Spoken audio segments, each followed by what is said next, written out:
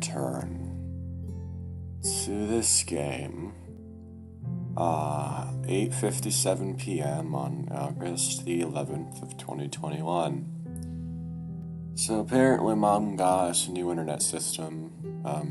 She has to set it up, I guess, before I can work, so by tomorrow I'll probably be uploading the first video of Flynn's route. Who knows, honestly, at this point.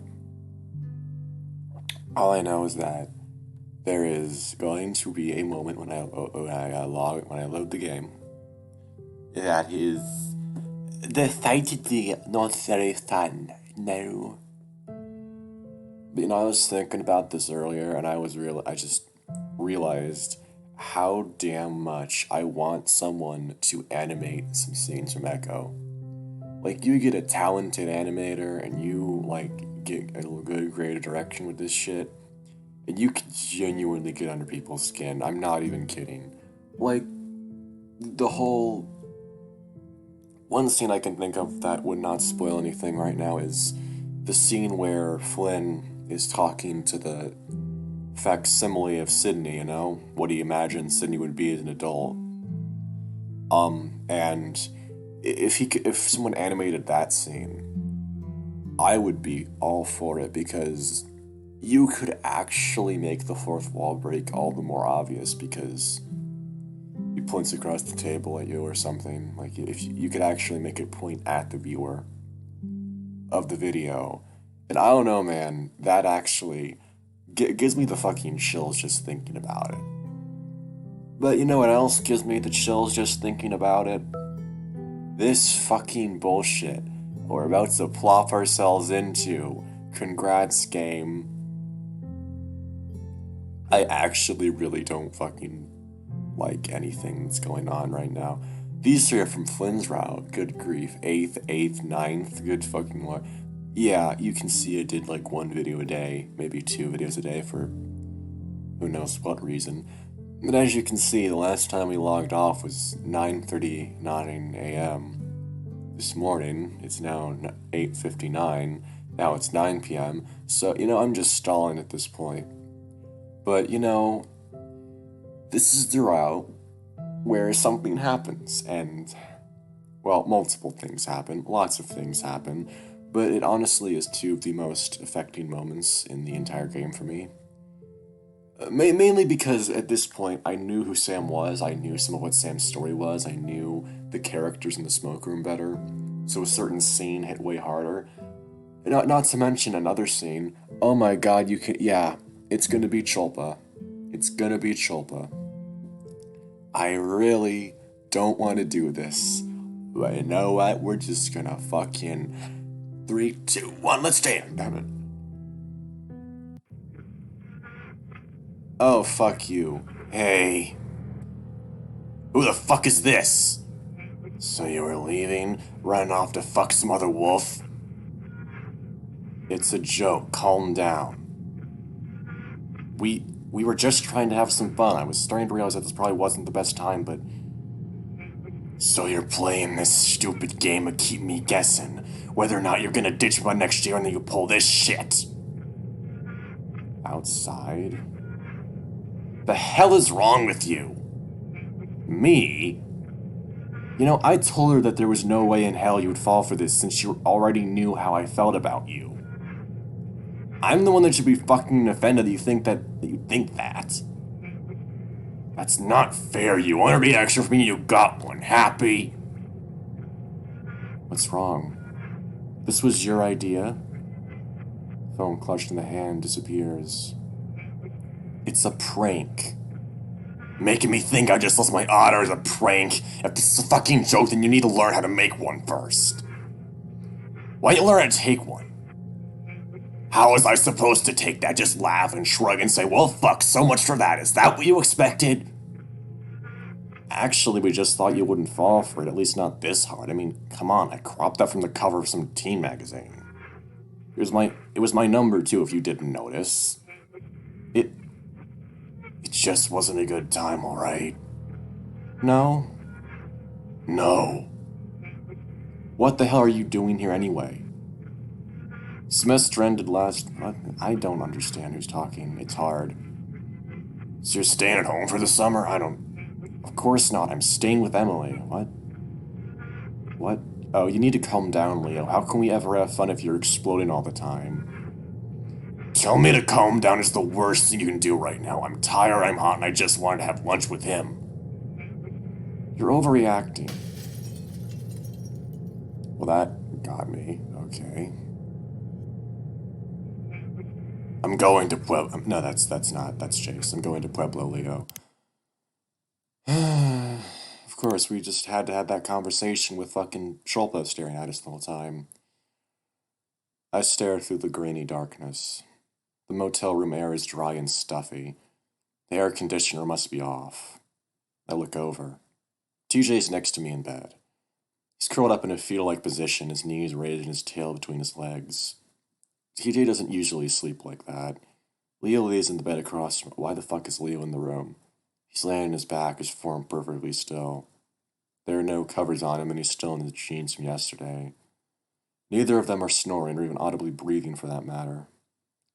It takes me a moment, but I can't actually tell if Leo's eyes are closed or not. I picture in my mind him slowly turning his head, looking right at me with no expression. He has no eyes. They're just shadows. I blink, trying to shut my legs beneath the sheets. Fortunately, I can. I'm not dreaming anymore. Leo isn't actually looking at me. Why did I even think that? And why does it make me so unnerved? And that dream. Jesus. I slide my feet out from under the covers and sit upright on the edge of the bed.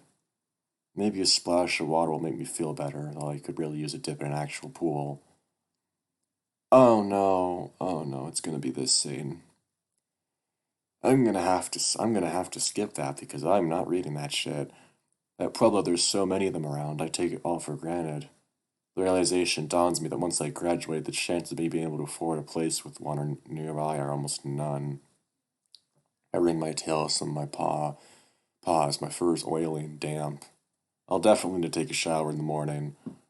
Hell, if the motel tub didn't look like it had seen 20 years worth of dirty feet, piss and cum, I'd take a bath. But first, I've gotta get that AC going. I walk over the wall-mounted AC by the window. I'm surprised this place doesn't use swamp coolers for like every other home in Echo. It takes a second for my eyes to adjust to the darkness, but I manage to find and turn the control knobs. Despite cranking the thing to the max setting, only a petty stream of air is exuded from the front vents.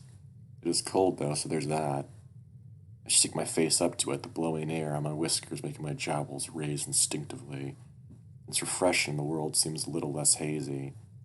Still, I feel gross, more so than usual. I remember on Saturday morning I woke up super early to clean myself, trim my facial scruff and head fur, just look as presentable as possible. I don't really know who I was trying to impress, maybe show everyone that I was well adjusted and normal now. All the grooming work I performed didn't last 4 hours in the hot car right up to Echo, though.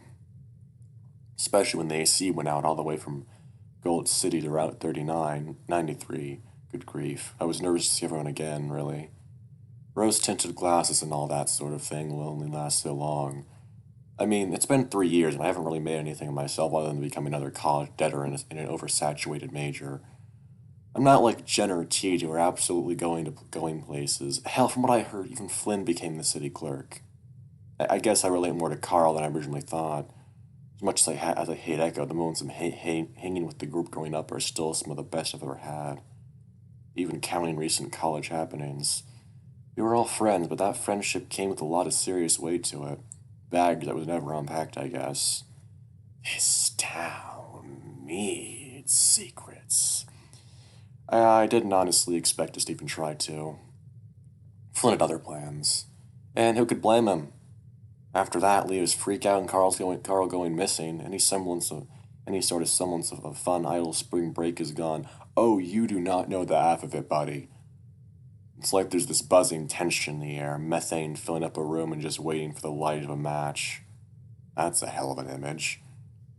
God, and here I am whinging about the mood, how the mood is ruined. My old best friend is just fucking gone. What the hell was I honestly expecting? Us to all just hang up a bunch of Christmas lights in Leo's backyard, grill some carne asada, get drunk and dance to a bunch of indie playlists? And of course, I'd fantasize about some sort of brief reunion with Leo. I mean, that's natural, right? What I didn't expect was this whole thing with Jenna. I'm still sorting out how I feel about it all. I glance briefly at my camera bags at the end of my bed. I have a feeling I'm not going to get much done for my project. With some reluctance, I pull my face back from the cooling vents and head to the bathroom. I try to shut the door behind me, quietly, but it's still pretty loud. I look at the sink and realize that it isn't going to cut it. I take off my shirt and underwear, then place them on the edge of the counter. At home, I just throw them on the floor, but I don't really trust how clean the linoleum is here. You get back and you... What? Why? I step into the shower. It gets hot quick, so I fiddle with the handle some. There's some red fur tucked in the corner, so I'm guessing Leo took one earlier as well. Last one was TJ. He was worried the police would come by his place, so he insisted on staying here while we searched for Carl. I remember him and I used to take hour-long showers together. What? Back when my family was out of town. My parents had one of those walk-in Roman-style showers with marble tile. He thought it was the coolest thing. I bend down and pick up the tiny complimentary shampoo bottle from the rack and begin to lather the contents of my fur. A lot of this is just similar from other routes. Like Flynn, it's not exactly the best for specifically my type of fur, but it'll work for now. I bet Jenna would have loved that shout. She had to use an outdoor one for most of her life, as I recall. I think she lives off campus now in the studio apartment she picked out.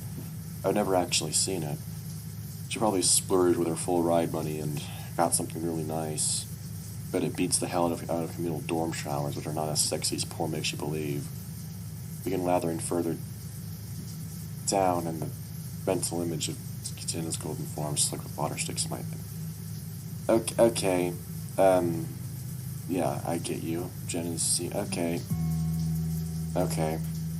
Cool. I get you. I can't believe I'm doing this right now with everything going on. Maybe I'll feel better afterwards. Jenna has that effect on people, after all. I'm still smiling a bit, swaying my tail. Okay. Yeah, I'm not reading that shit. Gross. I step out of the bathroom with my towel. I wasn't expecting to take a shower when I first went to the bathroom, so I didn't bring a change of clothes in with me. Creeping over in the pads of my feet, I disrobe and quickly begin to put on a fresh t-shirt and shorts from my bag. Oh, okay. Chase? TJ and Leo are no longer in bed. The lynx is over by the light switch, squinting blearily at me. Well, Leo blinks at me. Buenos dias. I quickly try to scamper on the rest of my shorts, foregoing underwear for the time being. Oh, jeez. Sorry, Chase. TJ turns, quickly averting his gaze. Leo just sighs some, rubbing his eyes. Thanks for the show. Your phone was going off while you were in the shower. My cheeks feel a bit warm as I manage to finally get my shorts up to my waistline. Oh, who called? Leo stares blankly at me, looking more tired than any of us. I wasn't going to check. An uneasy look punctuates that comment, and it catches me a little off guard. Can I turn around now? Yes, TJ. Thank you. The lynx uncovers his eyes and moves to the bed, sitting back down. It still looks like he hasn't fully woken up yet. Sorry for waking you guys. I was really needing a shower, hotter stuff, you know? It's okay, Chase. You kind of woke me up from some pretty weird dreams. So thank you. He manages to smile, still trying to blink the blariness out of his eyes by the looks of it. His irises begin to narrow back to a more slitted state. No problem, TJ. I actually should be getting back out there. It's 3:30 in the morning, are you sure? I finished putting on my shirt and moved to check my phone. Yeah, I'm sure. Man, when I find that goat, I swear to God. He stretches some before, stifling a yawn. Not gonna let my sight for a month. It's a text from Jenna. Hi, Chase. I can't sleep, so I've been heading back to the motel. If you're up, do you want to go out looking with me? I'm feeling a little better after my shower, so I send Jen a quick text agreeing to help with the search. What does it say? TJ cants his head, peering at me with a sort of dazed, curious look. Jenna was having trouble sleeping, so she wanted to go out searching. Lee looks up at me, his expression discernible. Isn't it kind of dark to try and look for him? I mean, not that I'm trying to dissuade you all, it just seems kind of harder. It's that whole 48 hours thing. The harder we look now, the better. Sitting back and praying everything will work out won't do any good. TJ's eyes widen some, looking a bit taken aback. His shadows twitch some, the feeling looking down at the sheets between his legs. You know, I really would love a scene and echo from TJ's perspective. I'm not going to lie. There's a knock at the door. Sound of jingling keys can be heard from the other side. There's a scratching noise of metal on metal, the door being unlocked. After a moment, it opens. Jenna steps out from the darkness, rubbing her arms some, making the beeline for her bag. Hey, TJ, Chase Leo. She nods to each of us in turn before beginning to rifle through her belongings. Are you supposed to be keeping watch at the house? Are you supposed to be in jail? TJ makes a noise that sounds like he just choked in his own spit. I try to avoid looking directly at Leo. He doesn't say anything, though. I hear the bed he's sitting on creaking inaudibly. She takes out 2 water bottles, tossing one to me. I barely only catch it, mainly because it stopped by my nose first. Ow. My snout tings with the aftershock. My nose feels wet for some reason, though. When I reach up, there's no blood. It must be the burst blood vessels. Oh. She stiffens, a brief amused huff, looking apologetic. You're still trying to wake up, I see. You think that's funny, just walking and hitting them with that? Oh, shut the fuck up, bitch. You don't fucking get to say anything. Leo's crackling baritone comes out a few decibels too loud, his tone stern like a scolding parent, as a way of catching everyone's attention. That wasn't the intent. There's a pause, Leo about to speak again, but Jenna managing to cut him off before he can. Speaking of, we're going to check in with Duke, see if he knows anything. Leo's jaw shifts as he's trying to speak, but the words don't come out. He leans back and forward again. Have fun. Chase, you all set? He looks at me expectant. I guess she's ready to go. Oh, yeah, sure. I force a smile, trying to downplay the cavalcade of tension this room has become. Goodbye, guys. See you later. TJ seems to be doing the same. Leo just stares. I'll text us some updates in a bit. Then I pat my shoulder once before heading out. I follow suit. The air is surprisingly fresh outside, even a bit damp. It's as if the motel room itself had its own impressive atmosphere that was permeating my sinuses, and now I'm finally free. Near the horizon, thick gray clouds loom overhead. A reservation must be getting some rain. Jenna seemed to notice well, taking a few steps forward into the mostly empty parking lot before speaking up. Kinda nice out, isn't it? Yeah. She opens her mouth to speak, but pauses so much she looks over her shoulder, a light frown crease-crossing her blonde features. Come on, let's go. She starts moving again, heading toward the street. Duke's house, right? And we're walking? Yeah, is that a problem? She glances back. I reach down, feeling the tender, hardening muscles around my thighs and knees. Just still a bit sore from the hike, that's all. Oh, you're a tough guy, Chase. I'm sure you'll manage. A tough guy? I hustle some to catch up, the fennec already on the road. She smiles some as I catch up alongside her. Your phone has a flashlight, right? Yeah? Oh, give me a second. I reach in my pocket and flick on my phone. It takes a second, but I find the right button, the cracked pavement in front of us quickly illuminated, just in case we come across any snakes or spiders. Or overweight rams. Those two. I shine my phone toward the sagebrush that winds along the narrow wash that passes by the motel. It's like I'm half expecting to see Carl's goofy, grinning muzzle peeking out through the brambles. I'm sorry if I woke you. It's fine, I was in the shower. You with everyone else, though. Jenna straightens her tank top, peering through the cracked glass windows of the old ice cream shop. Even the for lease sign on the awning has almost faded away. It's still got that old Victorian-style architecture that you see in a lot of the buildings built originally by the wealthier settlers at the turn of the century. Faded green and pale blue paint still clings to part of the main facade with the copper metal roof, a mix of dark amber and turquoise. In its heyday, it probably stood out something fierce, a colorful contrast to the harsh beiges of the desert. And ultimately, an opulent reminder of the old world amidst the new. I wasn't expecting Leo to be there, honestly. He giving you any more trouble? I watched the pavement turn to packed dirt beneath my feet around the corner on Digression Road.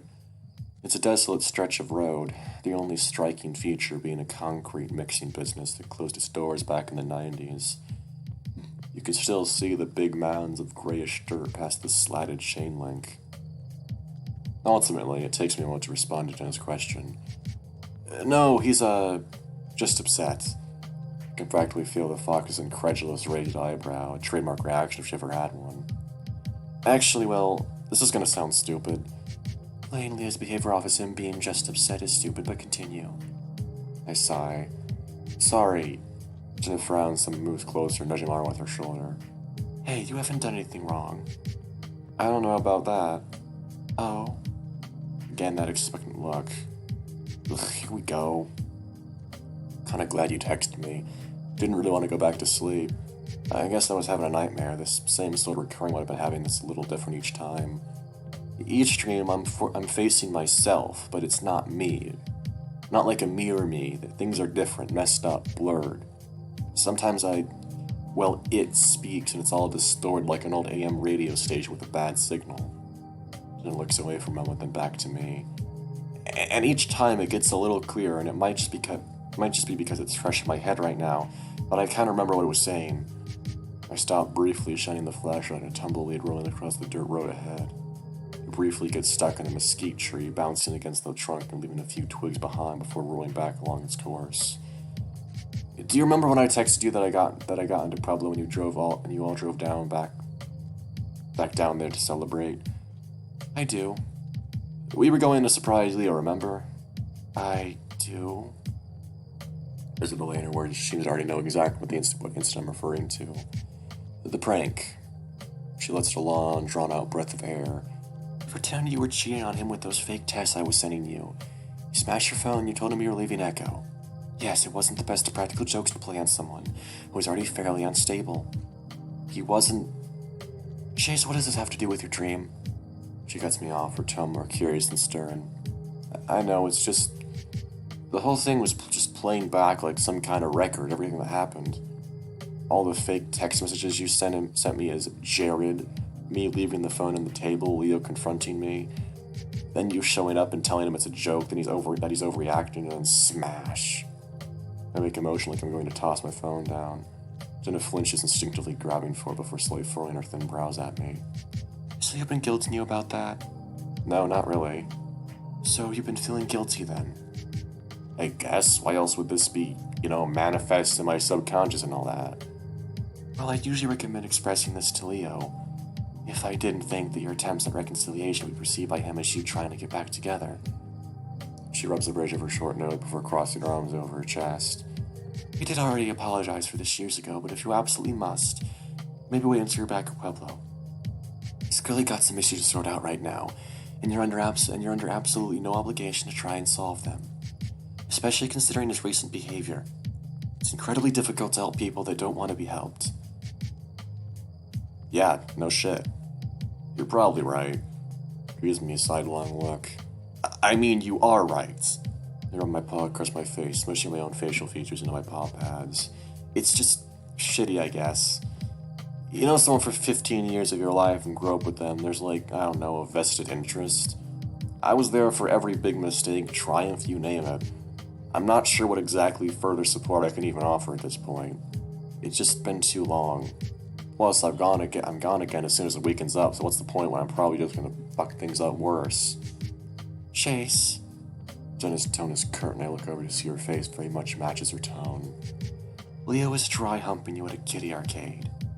You do not need to feel this conflict about being upset about that. Look. There's a moment of hesitation, like she knows the right words to say but needs time to phrase them more delicately. I understand that men have different hormonal attraction to each other than generally what I feel as a woman when I'm attracted to someone. For men, that feeling of attraction, and I'm paraphrasing something you already probably understand, at least at an intuitive level, is probably more physical and sudden. There's an emphasis on aesthetics and, the mechanics of what's happening. I blink, getting the gist of what she's saying, but not exactly sure where she's going with this. As stereotypical as it sounds, most women feel attraction as a sort of slow burn, where passion is derived from intimacy, meaning contrast, forbidden love, etc. She gesticulates in a swirling motion. That's not to say abrupt sparks of fancy don't form from them too, or just being what they are. So I may not be adequately equipped to fully grasp the true nature of your guys' relationship, but what Leo did at Familyplex is just beyond dumb, latent horniness. It's complete detachment from reality of you two's respective situations. Honestly, yes, thank you, Jenna, for being the voice of reason here. Good grief. Jenna's voice raises some louder than usual controlled level and probably inappropriate for this time of night. It's upsetting, especially so with all that's going on. I continue to walk slightly ahead of Jenna, unsure what to say and feeling like if I met her gaze right now, I'd regret it. I shine my light on a lone desert willow that sits in the bank of the nearby wash. In the branches, flickers of reflected light shine back eyes. They're small and sitting squarely in a nest made from bramble, like that of the tumbleweed from earlier.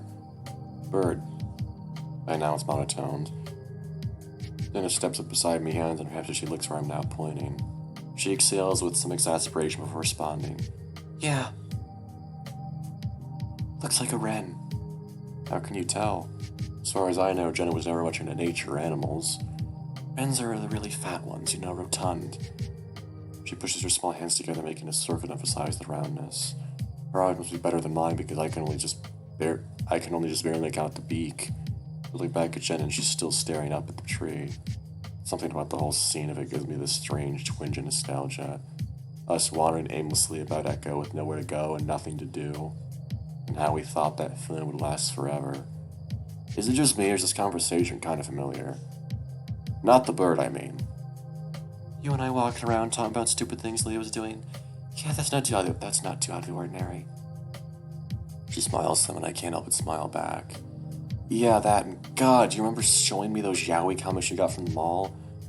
Oh yes, I hid them under a rock like a half-mile from my house. I had to fight a scorpion to get you your Koko Tanuki eye issues. Jenna lets out an amused noise, shaking her head. While my relationship with the rest of the group, besides Leo, had mainly stayed the same after I found out I like guys, Jenna and I actually grew more close after the fact. Despite not really being too into anime, talking to her about manga and the dumb romance stuff, and that was always kind of fun. My hero. I still remember discussing the differences between yaoi and bara. You talking just now kind of remind me of that. Saying those two words out loud feels weird. Boys love and man's love, right? I do remember that, Chase. I'm a little surprised you do. She says this with a forced teasing tone to her voice for some reason. I cant my head curiously toward her. Why wouldn't I? I really enjoyed all that. Talking with you about it, I mean. Truly? I suppose I never thought that I was only being... I suppose I thought that was only being humor for my special interest topics that the rest of you were not remotely as interested in. It's a little creepy now that I think about it in context. I waved dismissively. No, I mean, you weren't like a fan Yoshi or whatever. Hell, you should have seen all the sort of yaoi junk Leo kept in his computer. Fujoshi and really? Sure, whatever. Yeah, I was pretty into the more porny stuff. Jenna laughs some. Most yaoi is written by women who've never met a gay guy before, and is full of gender-imprinted uke semi-tropes and dubious consent. Hey, sometimes that's hot. I'm surprised the words leave my mouth, and I immediately feel a burn around the edges of my ears. Jenna looks at me. I can't quite read her expression out in the darkness, so I'm not about to shine the flashlight on her. Yeah, that's part of why we read it. As long as it's understood as fantasy and not normalcy. Of course, I nod. To take this back to reality for a second, no one should be forcing themselves on you like that, no matter what they see in the porn, or how long they've known you. Right, I appreciate the concern. I nod again at Jenna, who turns to scan the nearby underbrush. However, I can't help but feel at least a little like I'm being treated like some battered victim here. Maybe I'm just too numb these days to feel like I probably should. The road turns back into chipped asphalt as we get closer to the old rail yard. The tracks to which run directly behind Leo and Duke's backyards. Not that they'd seen any use in decades. Most of the houses down the road are newer, and the county even installed a street light after an old Badger lady got hit by a car 5 years ago. That being said, most of the residences stand vacant now, in various states of disrepair. As we round the bend, I spot Leo's house down the way. It's a little ranch-style house with a big backyard right off a dirt road leading from the street. It used to be his family's home before they moved out. No cop cars parked out front or anything, not that I really expected there to be. Oh, Jenna slows for a moment, peering over her shoulder. Her senses are better than mine, so I lessen my pace as well, trying to listen carefully. It's dead silent, beyond the usual desert ambience, the drip, the rustle of breeze-swept trees, chirping at crickets, and tweets from local night birds. I turn back to look at her. What? She frowns to herself. Nothing. Wait, did you hear something? She shakes her head, rubbing her wrist as she refocuses her attention back on me. No, just some unexpected nostalgia. I smile some. I'm glad I'm not the only one. Oh, what for? I can't exactly place it. It's it's just a feeling, almost sort of like what people call deja vu. Ah, I nod sagely, pretending to understand.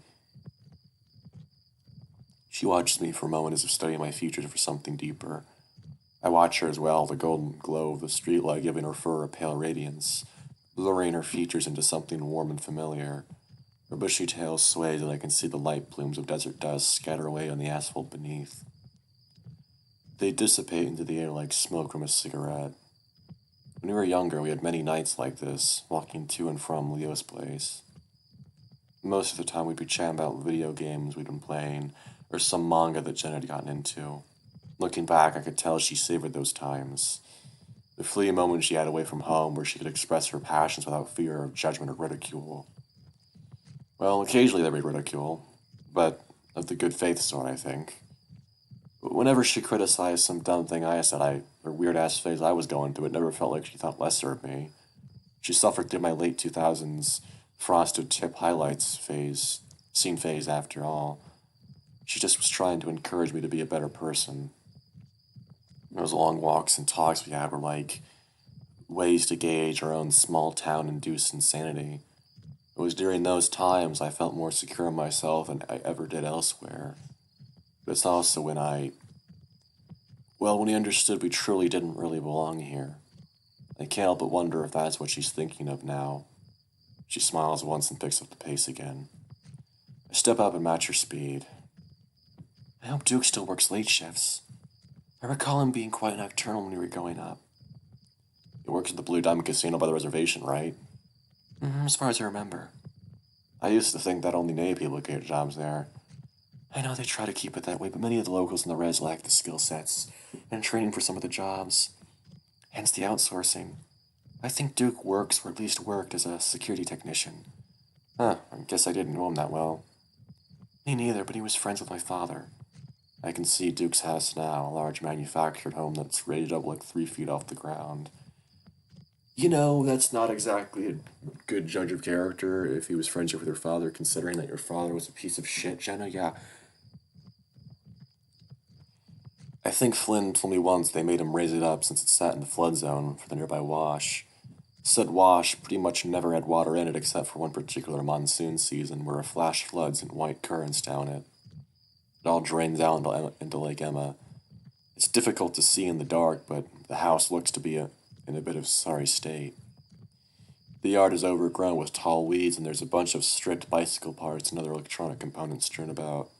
You know, this is probably the least original thing I've ever said, but like, Echo really does remind me of Silent Hill mixed with Twin Peaks. It really does. It's probably the most unoriginal thing I've ever said, but whatever. Jenna sees it too and lets out an audible hum, as if acknowledging some confirmed suspicion. About to ask her what's up when she speaks again. You know, my grandma never left the reservation, no matter how bad it got down there. I used to visit her a lot before she got sick. Oh? There's something about the tone in her voice that makes me think I should stop walking. I turn and focus on her. I don't believe any of you guys ever met her. She was probably the most down-to-earth member of my family, despite genuinely believing a lot of the old spiritual aspects of the Masada culture. Like brain dances? It only gives me a look that makes me immediately regret speaking, my tail curling instinctively. You're thinking of the Pascawa tribe? They're the ones that did the dancing around the bonfire pit that gets attributed to every native culture for some reason. Right, my bad. I give her a little thumbs up of understanding. I must look especially scorned because Jenna begins to snicker a little. She reaches over, pushing my thumb down and squeezing my fist. Her grasp was incredibly soft, and I feel myself longing for it again as she lets go. Hey, you're a college-educated journalist now. You can't go with cute ignorance anymore. I've got more than 1 year left of that, actually. 1 more year left of that, actually. I say with foul defensive tone. I guess I should hold on to staying cute as long as I can. Oh, that's easy, Chase. All you have to do is lose the goatee. But, oh, come on. I reach up and grab the dyed piece of facial scruff, and a bubbling sense of self-consciousness burns on my cheeks. Jenna laughs some more. I'm just kidding. I know Leo isn't a fan of it, though. He told me as much. I let out a little bit of defeated noise. For some reason, that also kind of stings. Jenna waved dismissively, trying to get back to what she was saying. She seems serious about getting what she has to say off her chest. Anyway, Grandma had all this ham radio equipment in her house. She started collecting it after Grandpa died, which was long before I was born. She was really into technology and broadcasting, which admittedly was an oddball contrast from her more spiritual, tradition-based outlook on life. She crosses her arms, taking a glance inside an old parked pickup truck that's missing its plates inside the road. I show my phone's flashlight inside, but there's just a bunch of bag of what looks like farming stuff, mainly fertilizer. I remember thinking it was neat. She used to sit on her porch with her quilting gear and talk on the radio to passing truckers. Wow, really? I start to picture an old native woman who looks like Jenna, knitting needles in one paw and a radio mic in the other. Yeah, her radio had pretty good range. She did this for years, got kind of a reputation because of it. Sweetheart of Echo Valley or something along those lines. Oh, she was like flirting with them? Then a smirk, slightly shrugging her shoulders. Well, I suppose there was probably some of that. I remember Adam mentioning that occasionally. She would find flowers in her postbox, sometimes even letters. Grandma was pretty shy, actually, and didn't like how she looked. When she was born, her ears and parts of her scalp were malformed. It was at some underfunded tribal clinic up north, so they weren't equipped to fix it. Didn't get the money for it later in life either. She brings her paws up to her own ears, running her fingers down them to the base of her head fur. She always wanted to wear these big sun hats whenever we went somewhere, like she didn't feel right being seen. But over the radio, she would mainly just talk to these truckers, ask about their day, about things that made them happy. And I remember hearing about this one particular time where she talked with the truck driver who had recently lost his wife in an accident. Naturally, he was very upset and was considering whether life was worth living anymore. So Grandma told him to pull over and come visit her. He was reluctant at first, but he did. Grandma got together all the other old neighbor ladies and brought out this big ancient grill from the 60s. They baked a bunch of fry bread and cooked up a ton of tacos. She went out and personally got the ingredients to make some homemade cookies, since he mentioned he liked those over the radio. When he got there, she taught him how to make all the food himself. She was worried without a wife he wouldn't know how to cook something decent on his own. She also went around and introduced him to everyone, treated him like a guest of honor. He was this little rat guy, really meek. At first he was worried he was being awkward and was out of place, but they talked for hours and hours, way into the night. His wife and him had been together for 18 years, and she was an art teacher in elementary school in Two Canyons. So before we left, she and him made a sand painting. Sand painting? I'm reluctant to interrupt, but I've never heard of that before. It's a painting in sand, usually done with pigments. What's interesting is they're not really art objects. They're for helping people heal to become better. Once painted, the person who needs the healing would sit in the center of the painting. The energy and goodwill that was put into the painting was to help the person in need, healing spirits and that sort of thing. I know, nowadays you mainly see them framed up on roadside craft sales, but that's what they were originally for. So, Jenna trails off and I look away as she clears her throat. She takes a slow breath and it takes her just a second to continue. My parents weren't there at Grandma's funeral.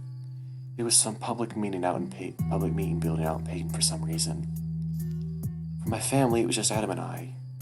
Adam, really? Yes, this was a long while ago, before he started changing. We were nearly a third of the way through the service when the rat guy shows up, and I have to ask Adam who he is. The only people there up to that point were us foxes. After that, I started noticing more non-foxes coming in. Some were literally wearing those stereotypical trucker hats with the holy bits in the back. And of course, half the people there were really confused who these guys were. Like maybe they were at the wrong funeral. They just sat in back and then Adam went up to speak.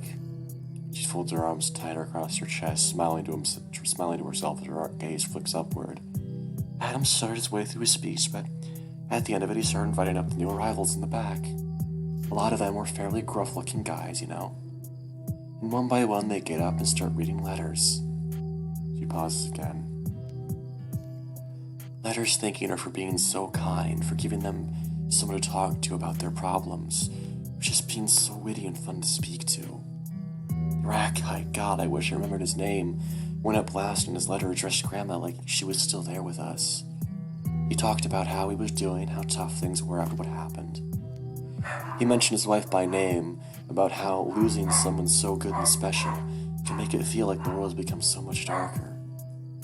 But how it's always important to remember that there are still good people out there, even if they're just someone who can lend an ear for a while.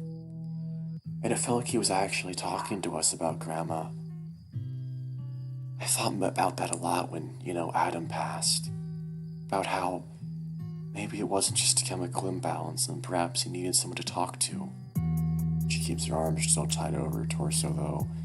It looks more now like a self-bracing measure. Far cry from her usual standoffish posturing. I also thought about how you're so goddamn alone out here. She gestured with both arms to her surroundings. I peer down at myself and back to Jenna.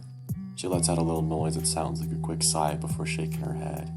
Not you specifically, but rather anyone stuck in this place. What is it with Echo and taking away all that's good? She's looking at me now, but I might as well be a brick wall for how equipped I am to answer that question. It feels almost rhetorical in nature. Something with so many reasons that you could apply that it becomes simply too much to try to put into words.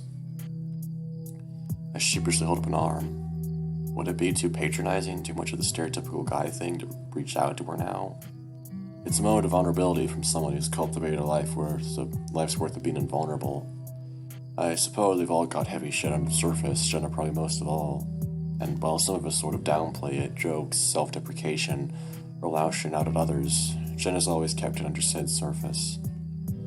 Seeing this all brought to light feels like something raw and comfortable, something understood to be immovable being moved. I look past Jenna to the wash, like the desert flooding. I exhale, looking back down to her. I can feel my mind going blank like it did earlier. Her expression's indiscernible, but she's still looking at me.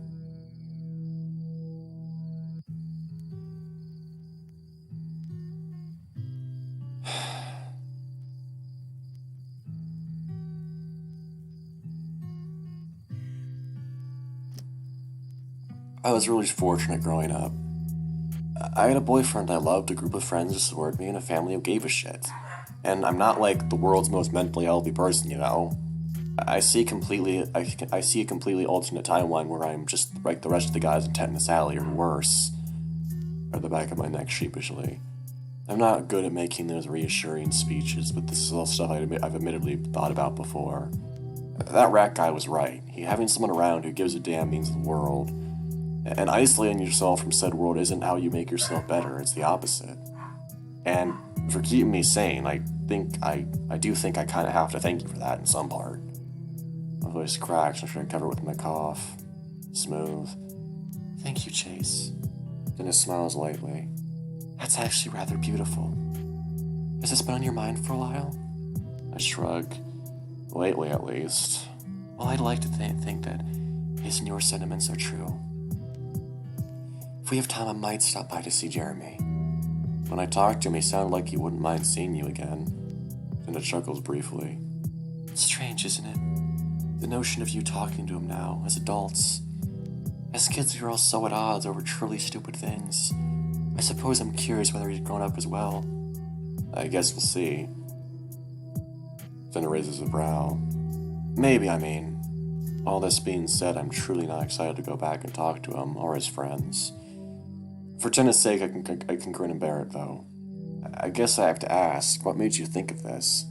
The story about your grandmother. Was it just talking out tech stuff in the reservation?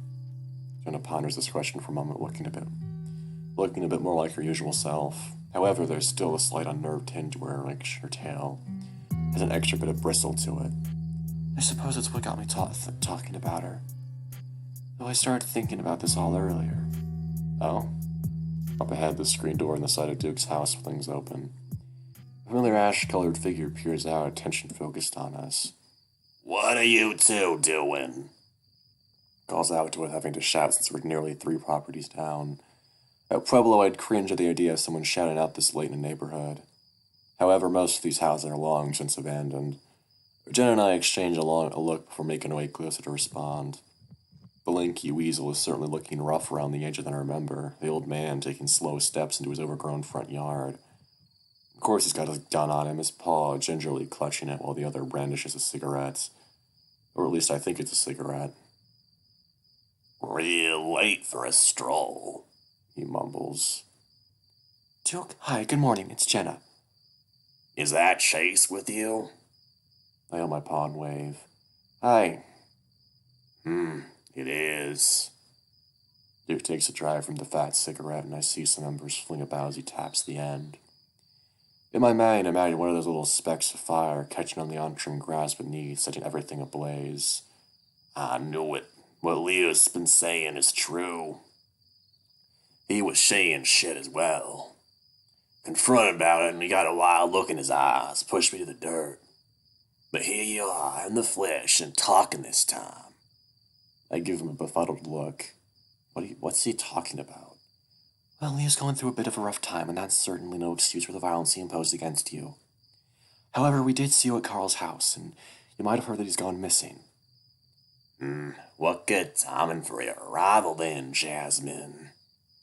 "It's Jenna now, but that's besides the point." Spludge and I shift from me to her, and that makes me even more uneasy. "Have you seen Carl since last night?" Duke clicks his tongue, shaking his head more time than he really needs to.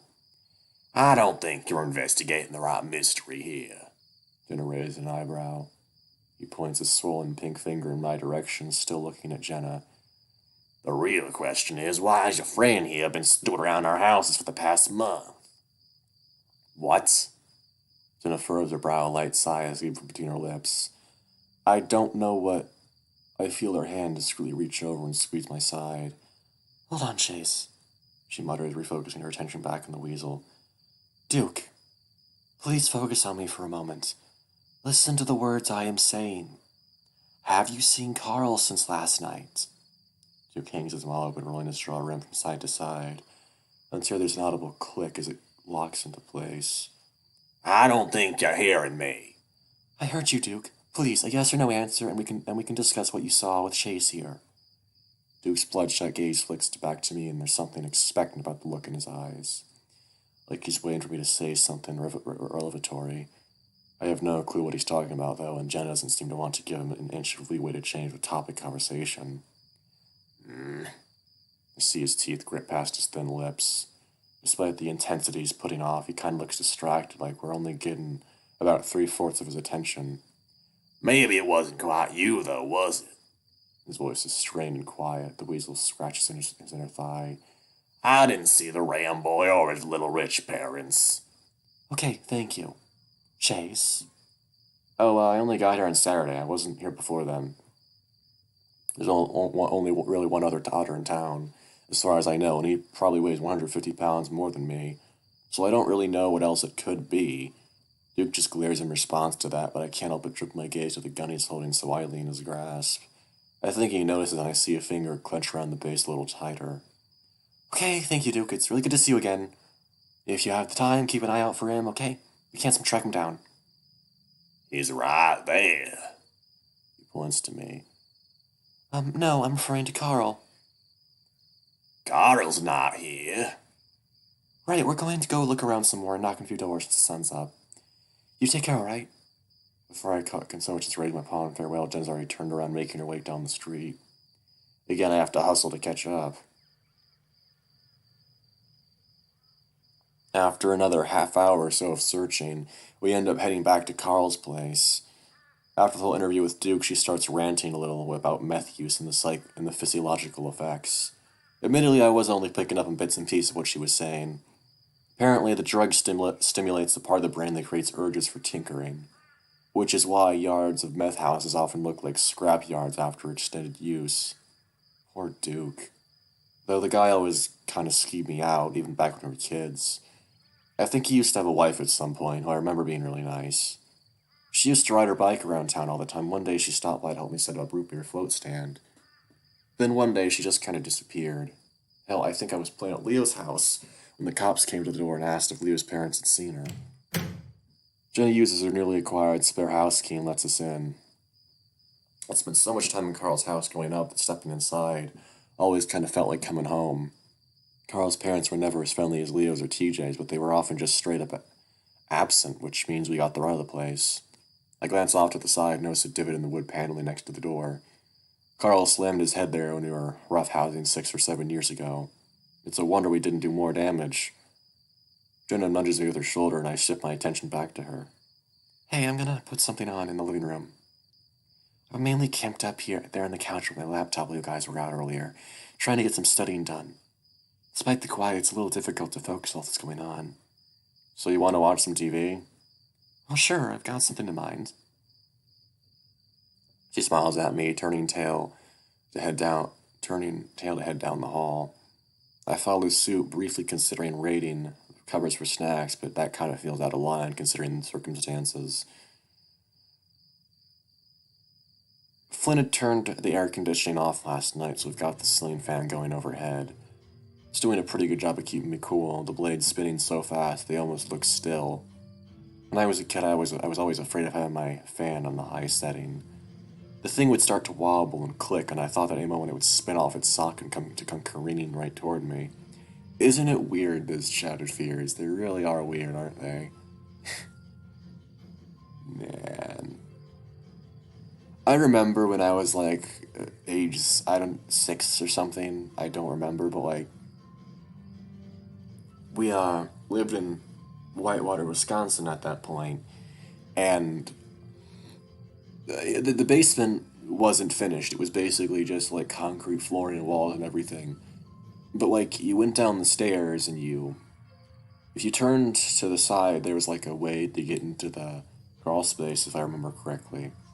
And it was, for some reason, every time I went down there, like to play or something with toys, and I always felt like eyes were on me from that crawl space, you know? The thing was, it went back like maybe 10 feet into the wall, you know, like a bunch of gravel and shit and all that, and like it just went far. It went back far enough to the point where you couldn't really see all the way back. At least back when I was that age, you know, you couldn't really see everything. At least I couldn't because I was short, you know. And well, it always freaked me out because like kept imagining something just hiding up there and like scuttling around or something. Like, God, that actually would make a really fucking good horror story if I actually planned it out correctly, man. And I think if I said it actually in that house too, because I remember the vague outline of it, you know. If I could actually, like, it would probably make my fear more real because like I have some memories of that place. Some, not much, but like some. The house I remember the most from my childhood was the one in Madison, because I was old enough to make concrete memories back then and all that, but like, that's the one weird thing about childhood, you know? How we're so afraid of like such bullshit that really doesn't have any right to make us afraid. And then we grow up and all those fears are replaced with the real fears that everyone has, you know? But like I once heard this one theory that like the monsters that we fear as kids like they don't disappear, they just take on new names. You know, cancer, death, suicide, all those sorts of things. Like the monsters we were afraid of as kids don't go away, they just get new names essentially. It's an interesting thing to think about because childhood is such an important time for the developing brain, you know, obviously because your brain is still developing, and environment really does play such a giant difference in making us who we are. And that's the really bizarre thing, right? Because it's weird to think about, but all we really are is just a pound of flesh inside our skull. That's all we are. Everything that we ever know, everything we've ever known, all our knowledge, all our memories, everything, it's packed into a pound of flesh that's sitting in our skulls. It's fucking creepy, man. It's fucking insane. Anyway, off topic shit, whatever. This one Carl has looks extremely sturdy, though. Kinda looks like it's made out of some sort of brushed copper with a turquoise painted metal base. It's at this point I realize I'm not doing a good job of focusing on the anime Jenna put on. I glance over at her and just see if she's noticed my wandering gaze, but I see that her eyes are closed. At first I think she's asleep, though they begin to flutter open after some time. She rolls her head in my direction, catching my gawking. She smiles lightly, stretching her arms out over her head and letting out a long yawn. What? Put on my best innocent face. Just checking to see if you were as riveted by the ongoing developments of Mr. Wong's fledgling dim sum business. An amused noise escapes from between her lips, her left ear twitching some as she stares at the screen with half-lidded eyes. Have the magical demon girls shown up yet? The magical demon what? I thought this was a nice little, what do they call it, a slice of life thing. Well, I suppose that's how they get you. Ha, ha, ha. Fuck you, bitch. That's exactly what I thought I was getting with Echo. Because I remember back in 2018, I just found Echo. And I'm like, oh, is this going to be like some kind of horror dating sim? And like, I wasn't aware. I was not aware of this. God, that is how they get you, isn't it? Man. Same with Higurashi, honestly. That fucking anime terrified me, man. She hums her words, her tone sleepy and warm. Hey, I'll lull you into something calm. Low pressure, giving you a chance to really live in the setting before they pull the rug out from beneath you. Exactly. Jenna's tone is infectious, and even I start to speak with sort of rumbling, only half-serious whine. Do they all have to be like that? I mean, what if I just want a quiet, slow-burn kind of show? It seems like all of them these days just have fantastical bullshit that comes out of nowhere. On screen, the character Mr. Wong, a rotund red panda, is cooking a batch of fried rice in a large wok. It's all so lovingly animated for something so mundane. You can practically see each individual piece of egg, pepper, and seasoning he sprinkles on top. Jeez, there are plenty of slow burn shows out there. And how would you even know? You told me you don't give up with this stuff anymore. I mean, I occasionally will put on some anime back when I'm bored back at Pueblo. Oh yeah? Yeah, well, I guess hanging out with you has made me kind of interested again. And smiles again, and I can see the little tips of her tiny fangs. She sits in her seat, scooting from her side of the sofa to mine. Her arm is wrapped around my torso, squeezing me some. Without really thinking, I rest my head against hers and exhale what seems like ages. I can feel butterflies in my stomach somewhere deep down, the light prickle of goosebumps along my neck. It's so intimate beyond the boundaries of closest Jenna and I have shared in the past.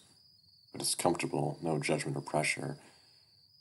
I don't understand you, Chase. I get that you're bi, but why? Why do you like girls? They're gross. They're fucking disgusting. I don't understand that. What the fuck? Just two people on the same wavelength, both very tired, stressed out, and kind of slap happy. I watch her chest rise and fall against mine, her fur somewhat softer than mine. It's like running your paws through goose down. I slide my fingers around her shoulders and down her arm, then back up again. Is this just platonic? Like one of those cuddly girls slumber party kind of things? We never did anything like this when you were younger, though. The closest thing I can think of is when we shared an air mattress when we were camping for my 16th birthday. Leo having been out of town at the time, of course. Very cute, Chase. Her words took me by surprise, the compliment so blatant. Not something I've been told in years. Feels like a minute passes before I feel her weight shifting beside me. She looks up at me and I look back down at her. Next thing I know, her mouth is pressed against mine. My heart skips in my chest, and there's definitely some tightness in my shorts. Her muzzle is small, and my tongue easily fills it inside when she opens her lips. Jesus Christ, dude. We could hear for some time the noise from the TV seeming to fade in the background. It's an unimportant mumbling drowned out by our pounding heartbeats and the whir of the spinning fan above. It isn't until the episode ends we're left in actual silence where Jenna seems to pause. She pulls back, eyes on my chest, and her expression indiscernible in the blue darkness. I am a little concerned about moving forward with this. I've seen how these sorts of things can destroy friendships, and the one I have with you I truly value. I'm worried we'll look at ourselves in the morning well, in a couple of hours, and be disappointed with ourselves. Wait. She stopped for a second, frowning. Are you saying you don't want to, at least in part because you think I'm going to be bad at it? He doesn't immediately respond. Oh no. I've done it plenty of times. My voice comes out a little louder than expected, and Jenna pushes her bottom of my mouth, hushing me. I pull her away, repeating myself, but this time more quietly. I'm not bad at sex. I can tell my cheeks burning at this point. Jenna's increasingly amused expression not helping at all. Shakes, oh my god. And the shoulders shake as she titters, really tickled how flustered I'm getting. I'm serious. I can see that. That's not exactly what I was getting at, but I am well aware you and Leo snuck out every chance you could when you were younger. But as you may possibly know, there are several slight differences in anatomy between Leo and I. I continue to frown at her as hard as I can. Okay, don't give me that look. Now I actually feel bad. I grunt quietly. Well, how many guys have you been with? You gotta ask me earlier at the diner, so it's only fair, right? After the first year of college, I pretty much lost complete contact with Jenna's social circle. Initially, it was because Carl never really wanted to go out, so we mainly just hung around about in our dorm. By the time Carl dropped out, it was like all our social links had been severed. I'd look at the pictures she posted in her timeline and wouldn't recognize anybody she was friends with. It was such a contrast seeing her at all these fancy events or in formal dresses receiving awards. For a while I thought she just changed, transformed by college life and intellectual peers she surrounded herself with. Talking to her again this week, I've come to realize that's not the case at all. She was always that person. It was just everyone else that brought her down to her level, I guess. Been with? She leans back, some perking an eyebrow and putting on a professional visage, though she's still got a mirth-laden look in her eyes.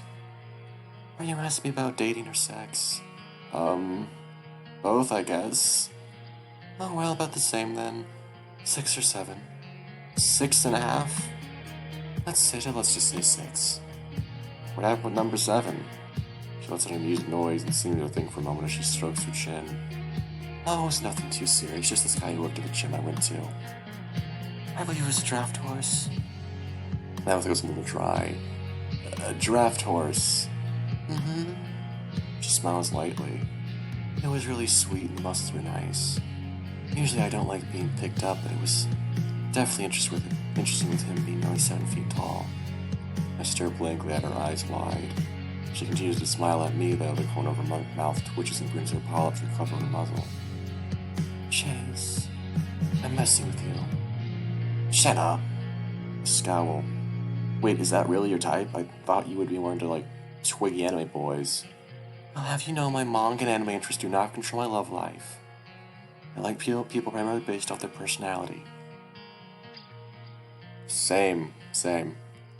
Oh, I'm fucked then? Jenna chuckles at that. She reaches out and takes my paw, giving it a firm squeeze over back of my cheek. Though it feels nice, I'm still not sure how to take all this. I'm sorry for messing with you. Her voice is clear and soft, and she punctuates the end of her sentence with a kiss on the tip of my nose. I'm really a little nervous myself. Crossing new thresholds like this can be a little nerve-wracking. Make no mistake, I do want this. I let that settle for a moment, reaching out, taking hold of each of her wrists. Wait, are you serious? She nods happily. If you're okay with it, of course. Really? You and me? She nods again. Mm-hmm. Like boyfriend and girlfriend. Thought enters my head just before I speak, and I have just enough time to close my mouth before it's uttered. She looks at me curiously. Shut up and say yes. Yeah, I'm down with this. Yeah. What? What the fuck? Fuck, the fuck, the fuck, the fuck, the fuck, the fuck, the no. Wait, what the hell? What the hell? What the hell? What the hell? That is not a... What the heck? Yo! You guys been having fun? I glanced down at Jenna, her legs still entwined in my own. I quickly tried to untangle us, scooting to the other side of the couch while yanking up my shorts. She's got a firm grip on my tail for some reason. I have to grip my teeth to keep from yelping as it tugs. Groggily, I begin to see her turquoise eyes flutter open, blinking at her surroundings, then at me, then the sound coming from the entrance hall. She rubs her face, trying to shake off the sleep of fatigue. What did you say? There's some clattering noises from the kitchen, coming from the kitchen. What? It makes no... Okay. Like the rustling of plastic bags and clacking of Tupperware. Do you not see us? Thank fuck he's a lizard and can't smell us at least. I guess if you fuckers have been having fun, it's midday. Flynn, you got our text. You were up late last night searching for Carl. Yeah, making yourself at home here. What you go on over there, hentai? I checked the TV. It's frozen on a guide menu screen, grab a frantic anime girl holding way more bowls of soup than is ordinarily considered reasonable. Jenna yawned into her palm, quietly pulling up a black pair of panties around her thighs while wearing her trademark jean shorts. She's so lackadaisy about it, like she doesn't care if she's caught. Her expression is distracted by Flynn or me, though she does manage a quick smile in my direction when she does focus her attention my way. I return the smile, albeit lopsidedly. Half my face still feels tingling in his sleep. So we're dead fucking certain the Duke doesn't know shit then. God damn it. I hear the heavy footfalls of the heel leave the kitchen, making his way toward us. He's holding 4 small plastic containers. He gives 2 to each of us, setting them down on the coffee table. The insides are fogged up from condensation or steam, so I can't tell exactly what they contain. It looks green, I guess. Flynn seems to be gawking once out an exasperated puff of air through his flared nostrils. The top container's got Caesar salad and the bottom's got fresh cooked bluegill. Bluegill? I blink at the steamy container. You catch that yourself? Yeah. He perks a brow ridge. And you cooked it, just for us. The line of questions needs to give the heel a pause as he needs them. Make sure he phrases the next words carefully. Then a smirks in my direction before blowing her nose into a tissue. Usually I drop some off for Carl. He folds his arms over his chest. You know, to make sure he doesn't go into a full-on diabetic coma. His arteries packed up with pizza and energy drinks. That's very thoughtful of you, Flynn. Yeah, thanks, man. I give him a thumbs up, to which he just shakes his head. Whatever, any word from the sheriff's office? Jenna reaches into her shorts and grabs her phone. She taps at it for a few moments before shaking her head. Nothing since yesterday. The person I spoke with on the office said they would reach out to me with any questions or updates they had. God fucking useless. They're so goddamn overstaffed there anyway. How can it be so hard to find one fat-ass rich kid in the middle of vast fucking nowhere? Apparently rather difficult. Just waiting for Carl's parents to post reward money or some shit. I don't think public entities get to claim those sorts of things. Flynn scowls at Jenna for a good 4 seconds before turning away, walking to the grand living room window and peering out at the backyard. Well, yeah, I fucking know that. It just doesn't make a lick of sense. No food, cars, or cell phone missing. Nothing valuable stolen, and no break-in indicators besides the scruff marks you made on the way in. Flynn, if I hadn't gotten through that window, Leo would eventually shelled around the front door down. Flynn folds his hands behind the back of his head, clenching his eyes shut. Yeah. God, what a fucking crazy ass. At least this desperate party attempt helped us figure out Carl was missing earlier. Jenna pushes herself to her feet, walking over to beside Flynn. She folds her arms over her chest. So I briefly skimmed over this yesterday, but with regards to Carl's mental state leading up to all this, Flynn ever so slightly shifts his head in the Fennec's direction. Their size difference stark as they stand silhouetted in front of the window. Is there anything you can think of that would help us out here? Anything that cause Carl to say fucking run to the dead without any belongings, you mean? Yes. Jenna answers flatly. He's been depressed as hell, but that's how he's been since he dropped out of college. All that digital art shit he used to do, he hasn't done so much of that either lately. Whenever I check my phone or computer, he's always online, just sending me memes and shit all day. Despite my efforts, there ain't been much in the line of indication he'd been planning on changing that routine anytime soon. I'm sorry to hear that. She sounds genuine to that regard, letting out a quiet sigh. Ain't nothing to do about it from fancy college land. I finally get my ass off the couch, silently hoping that I hadn't left the service all oily. I think he's been getting high more, says it chills him out, help with the nightmares and shit. Nightmares? Flynn nods. Yeah, he's been going off on how his house is haunted. Says things that whenever he goes to bed. Weird how? Flynn is starting to look increasingly exasperated with my continued prodding, and evidently wants to shift focus back to the search effort. Fuck Chase, I don't know, bumps in the night, creepy children whispers, distant laughing, that sort of thing. Said he only heard them when he was about to fall asleep or was waking up, so he could never investigate. Interesting. Really? You said that getting high was how he coped with this newfound paranoia? I let him sleep over once my whole room smelled like skunk weed for a fucking week. He slept over because he was afraid to be here in this house? No, he stayed over because I was plowing his ass. His tone is leading with sarcasm, and even I find myself snickering a bit at the shock. Jenna doesn't laugh, though, meeting Flynn's gaze with an indiscernible expression. The heel appears his throat, scratching at his stomach. Yeah, I was afraid to be here. I know enough about Carl's family to know that his house is seriously old. This great something or other is a town founder, after all. At least it's been seriously modernized in more stucco adobe style, but there's some definite history underneath all this. Growing up, Carl started thinking there were ghosts in the house. Freaked him out pretty badly. So much so his parents basically begged me to have sleepovers with him during the weekends, and even some weekdays. Not that I minded, of course. Carl had all the video game consoles that were out, and his parents bought him M-rated games. I got to stay up late with his giant TV, blowing up aliens and running over hookers. I remember he started to become less afraid as time went on, and his parents stopped asking for me to come over as much. So, of course, shitbag younger me told Carl a bunch of stories about a ghost bride, whom I said I saw stand outside his house at midnight. And that's how I got to spend my whole 5th grade summer vacation living at Carl's place. The fact that Carl is still freaked out about this sort of thing is pretty concerning. Well, to be quite fair, if I held the mindset that my house was haunted, and saw whatever was on my phone outside my window... She pauses, shaking her head. I'd probably be rather freaked out as well. Yeah, but you run outside? That doesn't make any sense. You'd think this place would be more ransacked if this was like a fucking kidnapping or something. You don't try and kidnap a fucking wren without getting some serious dents and scratches in the drywall. The idea of Carl being assaulted like that is starting to give me a serious pit in the bottom of my stomach. Well, you did find some scattered plaster and dust marks and on the wall near the basement crawl space. Yeah, maybe there could have been like an initial scuffle down there and he was held at like gunpoint or something. There's a look of sudden shock at the darkness of my words that flashes across Flynn's face. Anxiety, fear, concern, all expressions seldom seen on the lizard. Equally stifles him, adopting his usual disgruntled demeanor, emitting forth the familiar grunt in response. Guys, I think we're escalating here. No offense to you, Chase, but I think I might want to have a chat with Jeremy myself.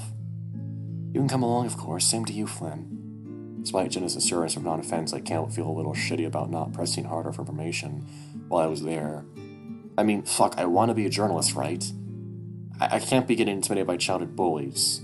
Flynn nodded only slightly.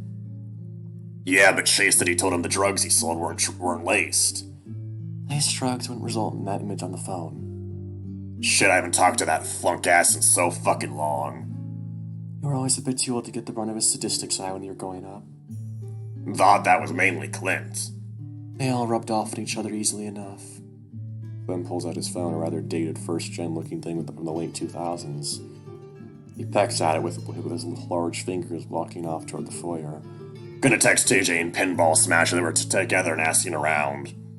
No need to be more specific than that. Trust me, wasn't about to tell him where we're heading until we're done. Or TJ, I'll make sure to text to make sure he's alright. We start to head out as well when he suddenly calls out back to us. Oh, and bring your goddamn lunch. If it took me four fucking ever to put that together. Oh boy, here we go. I mean, technically it is still like Thursday, I think.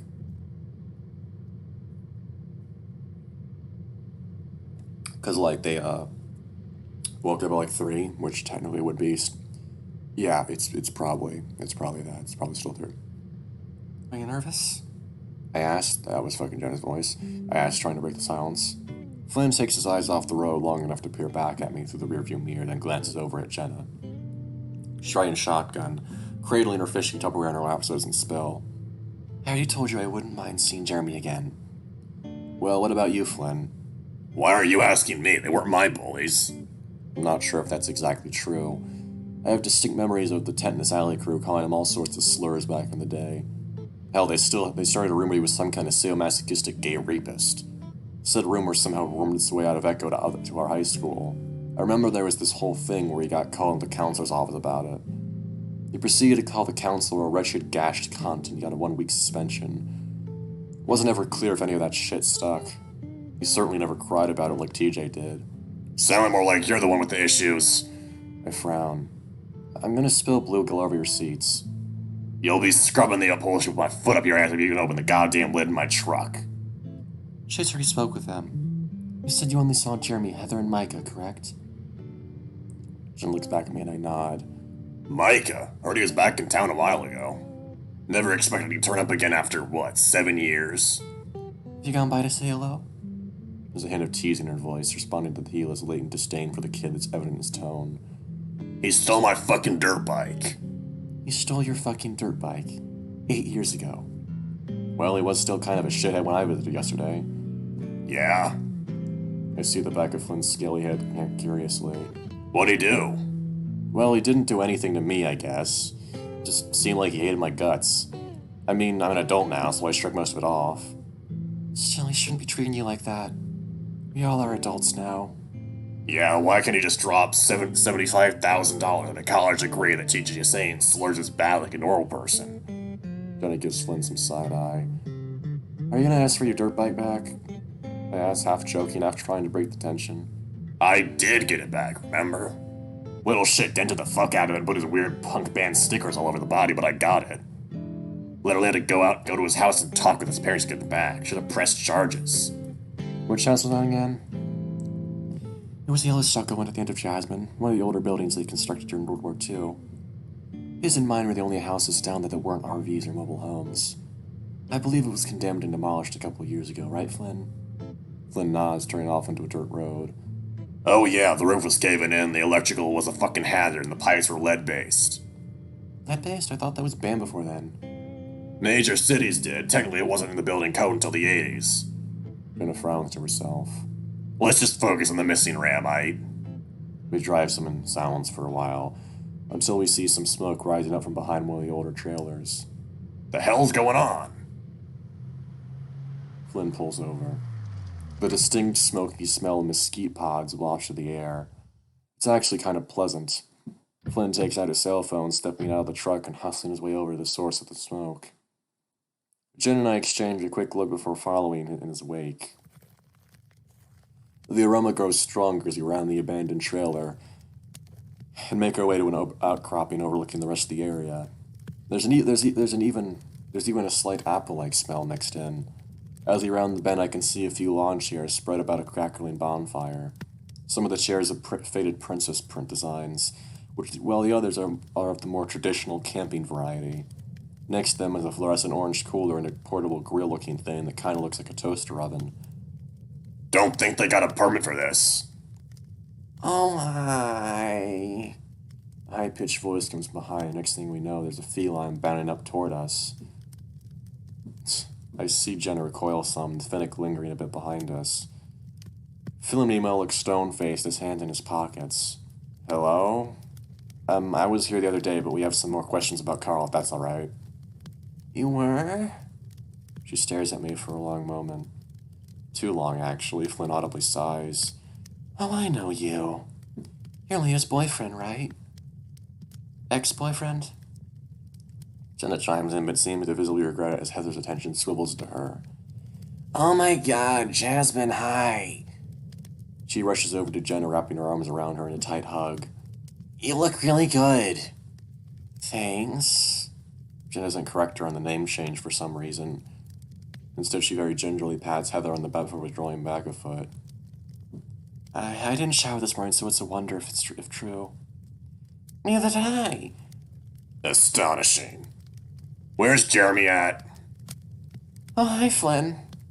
Heather waves at him despite the healer being literally only a couple feet away. Flynn furrows his brows some and limply waves his hand once before shoving it back in his pocket. Jer?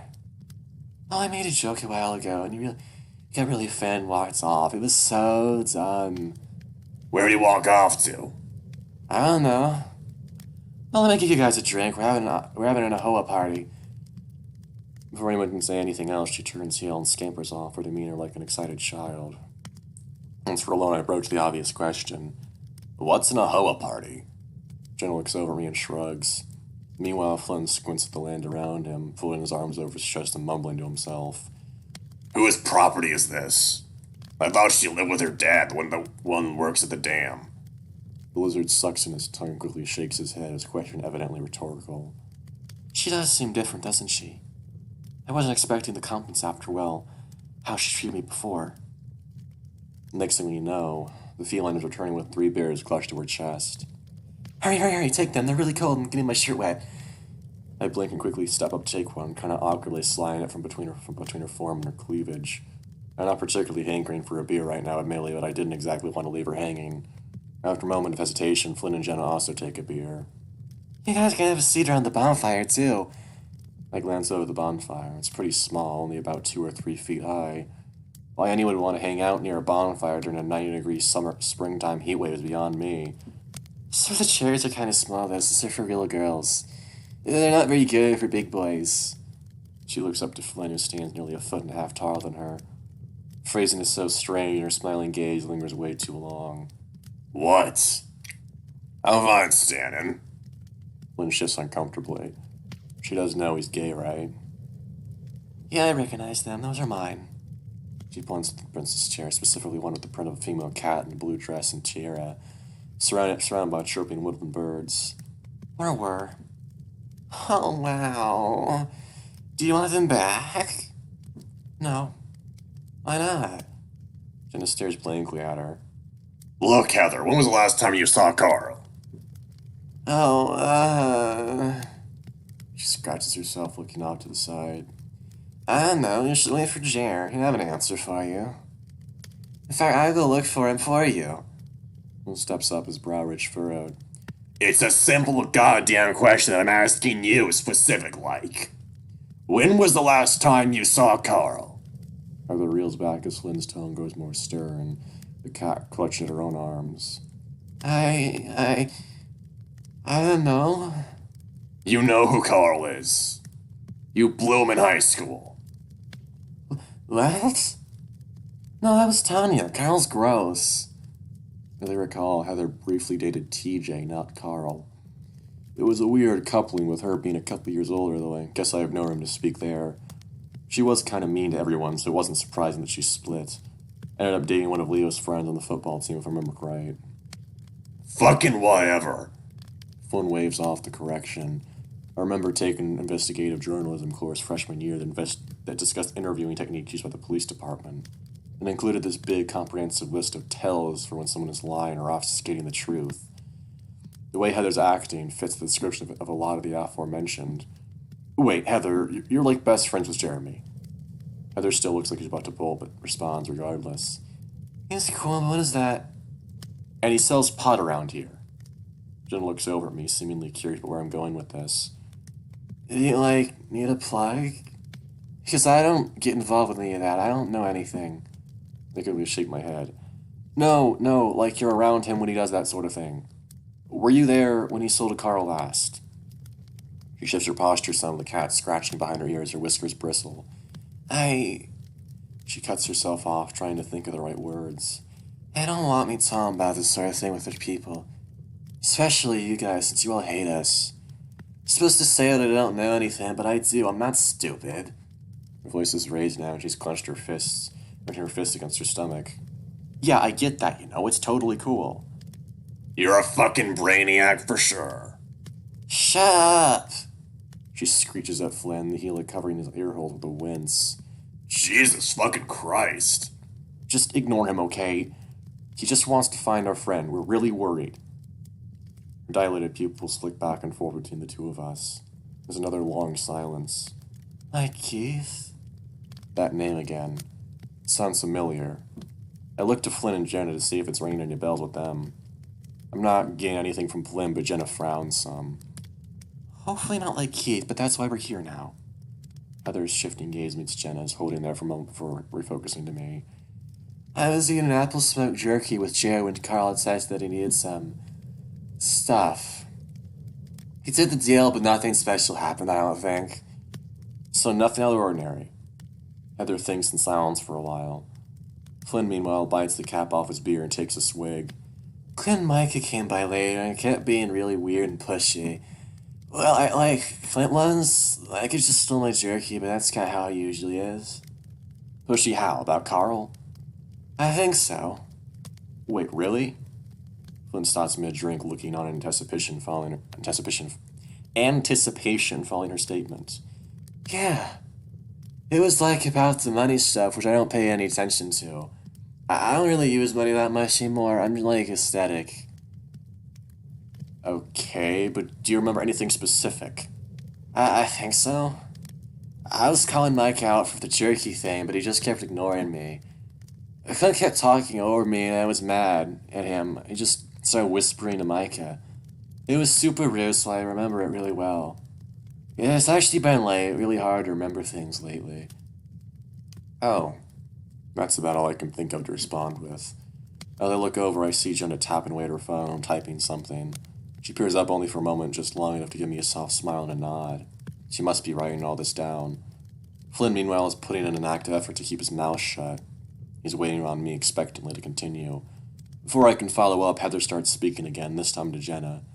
I don't really remember, why we didn't get along. Because the name Jasmine pops in my head, and it's all, ooh, that bitch.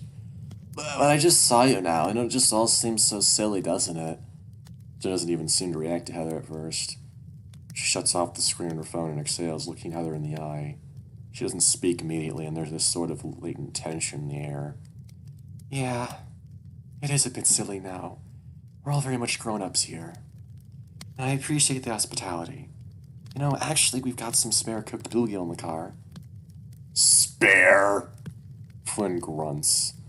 Flynn caught and cooked it himself. Flynn looks slightly less disgruntled after being credited, though. It's clear he'd really intended the food to be for us. Oh, bluegill's good. I really like walleye, though. I just caught bluegills. Got some bass at home, but didn't bring it. Also, walleye ain't really in season. That sucks. Cool you caught and cook it, though.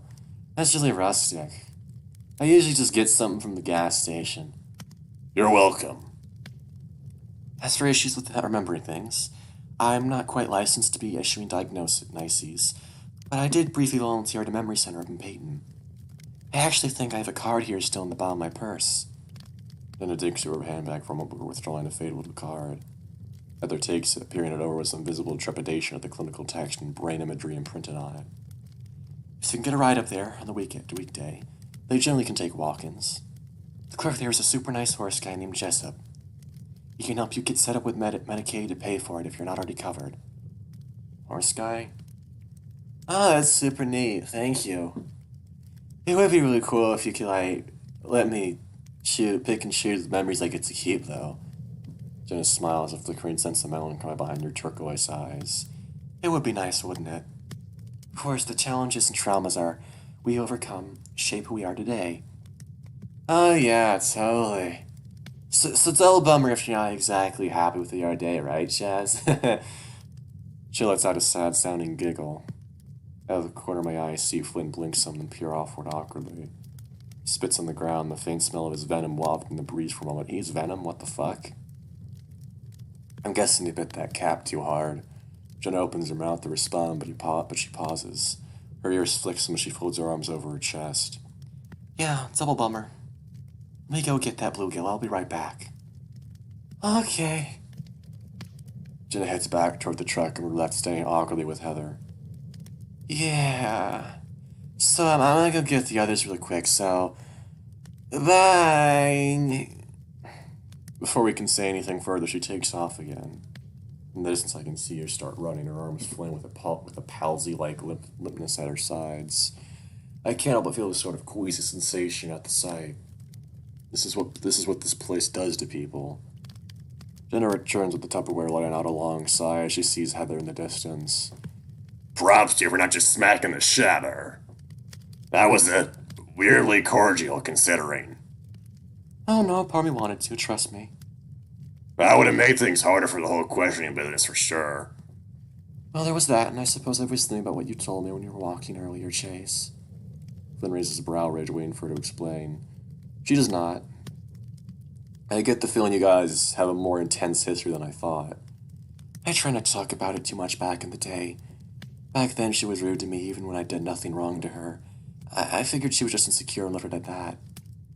Then one night, she came to me with no one else to turn to, tears in her eyes. She had some pretty serious problems going on at home and claimed she had no one to turn to. From that point forward, I was ready to defend her, to help in any way I could. Sure, going to the police, of course, because she begged me not to. It started out as little things, the favors. She was too emotionally distressed to do her homework, so I did it. She couldn't come to class because of a panic attack, and the teacher wouldn't understand, so I lied for her.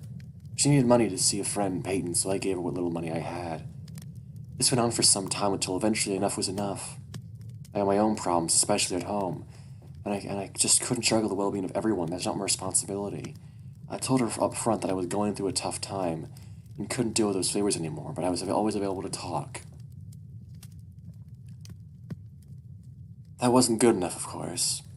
Despite being busy with her fractured home life and the stress of school, she still found time to create this elaborate revenge on the one person who cared enough to help. Next thing I know, her latest boyfriend of the week and her friends are pounding on my front door at 10 p.m. And what did you tell Mom and Dad when they opened the door? She deepened her voice, putting on a dude bro accent. Yeah, I'm looking for Jasmine. She's told us to meet out here to get some. So not only did they were like idiotic parents that I was fucking 5 guys, including her boyfriend, she told the whole school. I had my paw smashed in a locker, was fired from my part-time job, and lost almost all my friends outside of you guys. Jenna gestures to us both. She made herself the sufferer in that narrative, the one who mistakenly trusted the weird, horny anime girl. Jenna takes in a sharp breath in her nostrils, her composure otherwise completely solid. And she didn't even have the dignity to atone for her actions when the chance was standing right in front of her.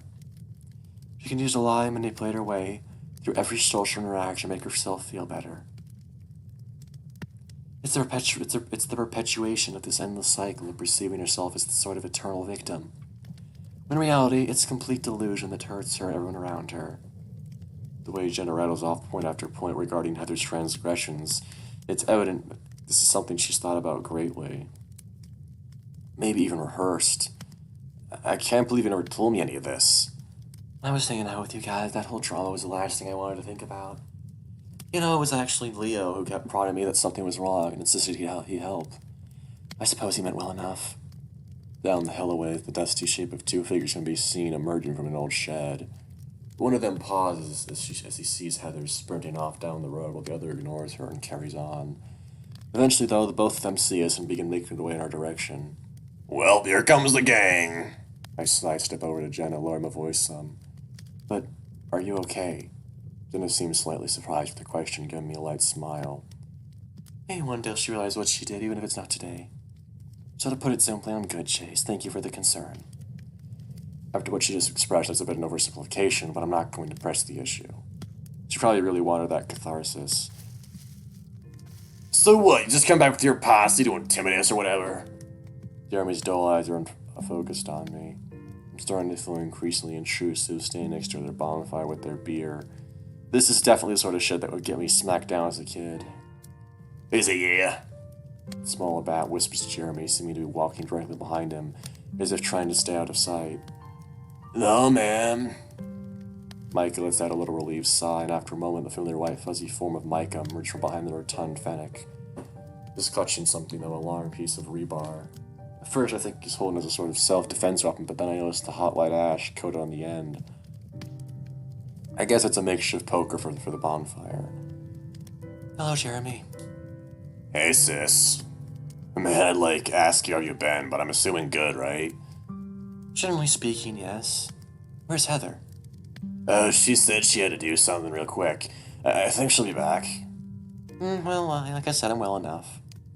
However, we are still looking for Carl, as Chase has made you aware yesterday. Jeremy looks over me with a tepid expression, the faint outlines of a grimace forming at the edge of his muzzle. Really? Really? Flynn steps up, the heel tall enough that his shadow falls directly upon the smaller Fennec. Well, Rockbilly, I don't see you much out here. Fucking wonder why. Micah glared at him from across the bonfire, the shifty looking bat increasingly agitated by our presence. We told Schizo all we knew yesterday. Evidently not, and yeah, don't call him that.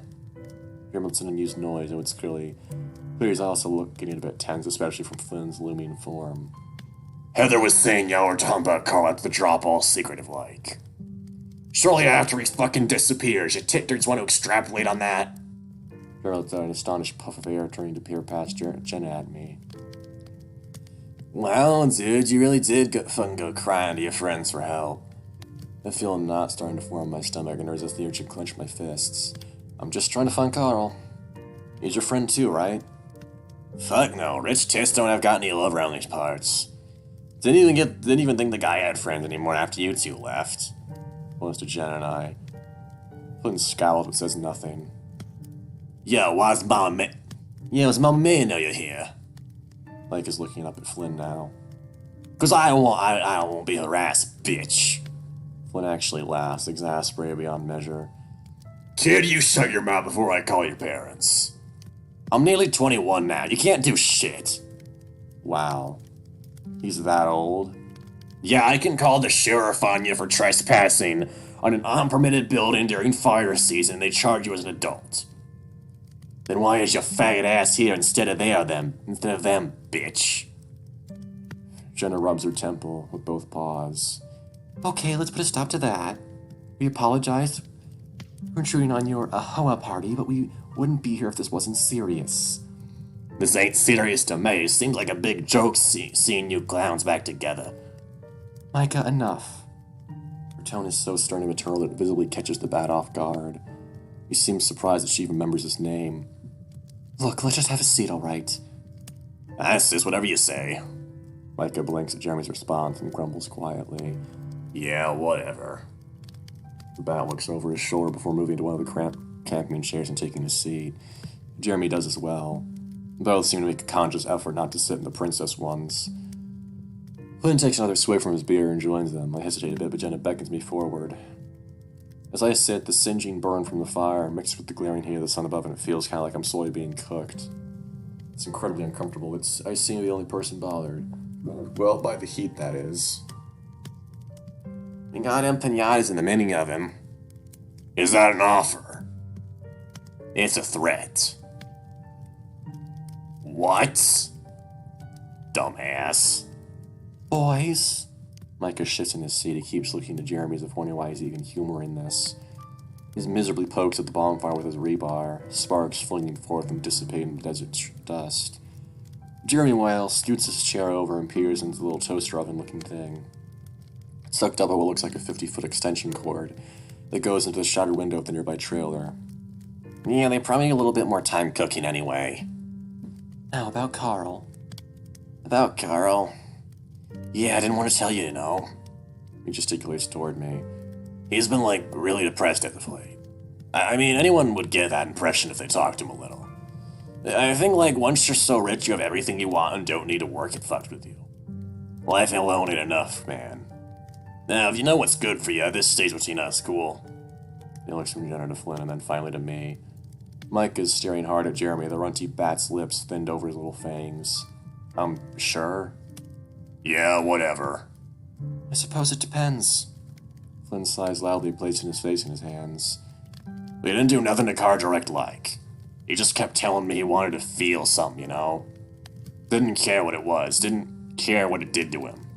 I kept telling him, nah, man, you're too soft for this, but he wasn't having it. So I gave him, a sample bag. I thought you told me you didn't give anything else. I said I didn't give anything laced. There's a difference, yo. Plus, I figure I would have found his tweaking fat ass by now. A sample bag of what? Flynn practically growls. Speed. You gave Carl meth. Carl asked for fucking meth. That's horse shit. I don't know what to tell you, man. You must not know him as well as you think. Carl and meth. It doesn't make any sense. Carl got really into the enlightened drug use thing in high school, but he was never on board with stuff that hard.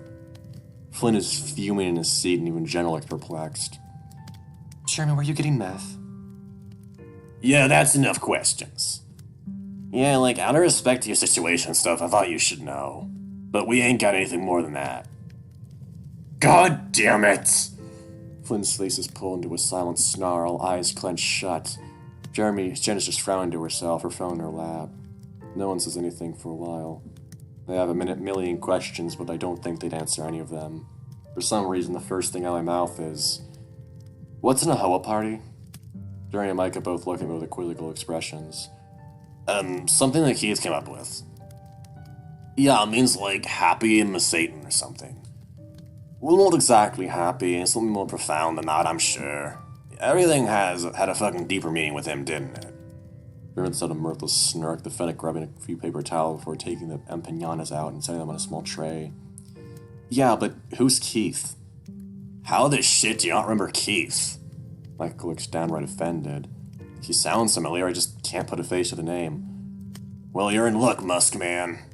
I'm not sure what he means until I see him move to pick up something sitting with a half-folded up camping chairs. It's a picture frame with a bunch of different pieces of handwriting in the back. To my surprise, he walks over and hands it to me. What? Who?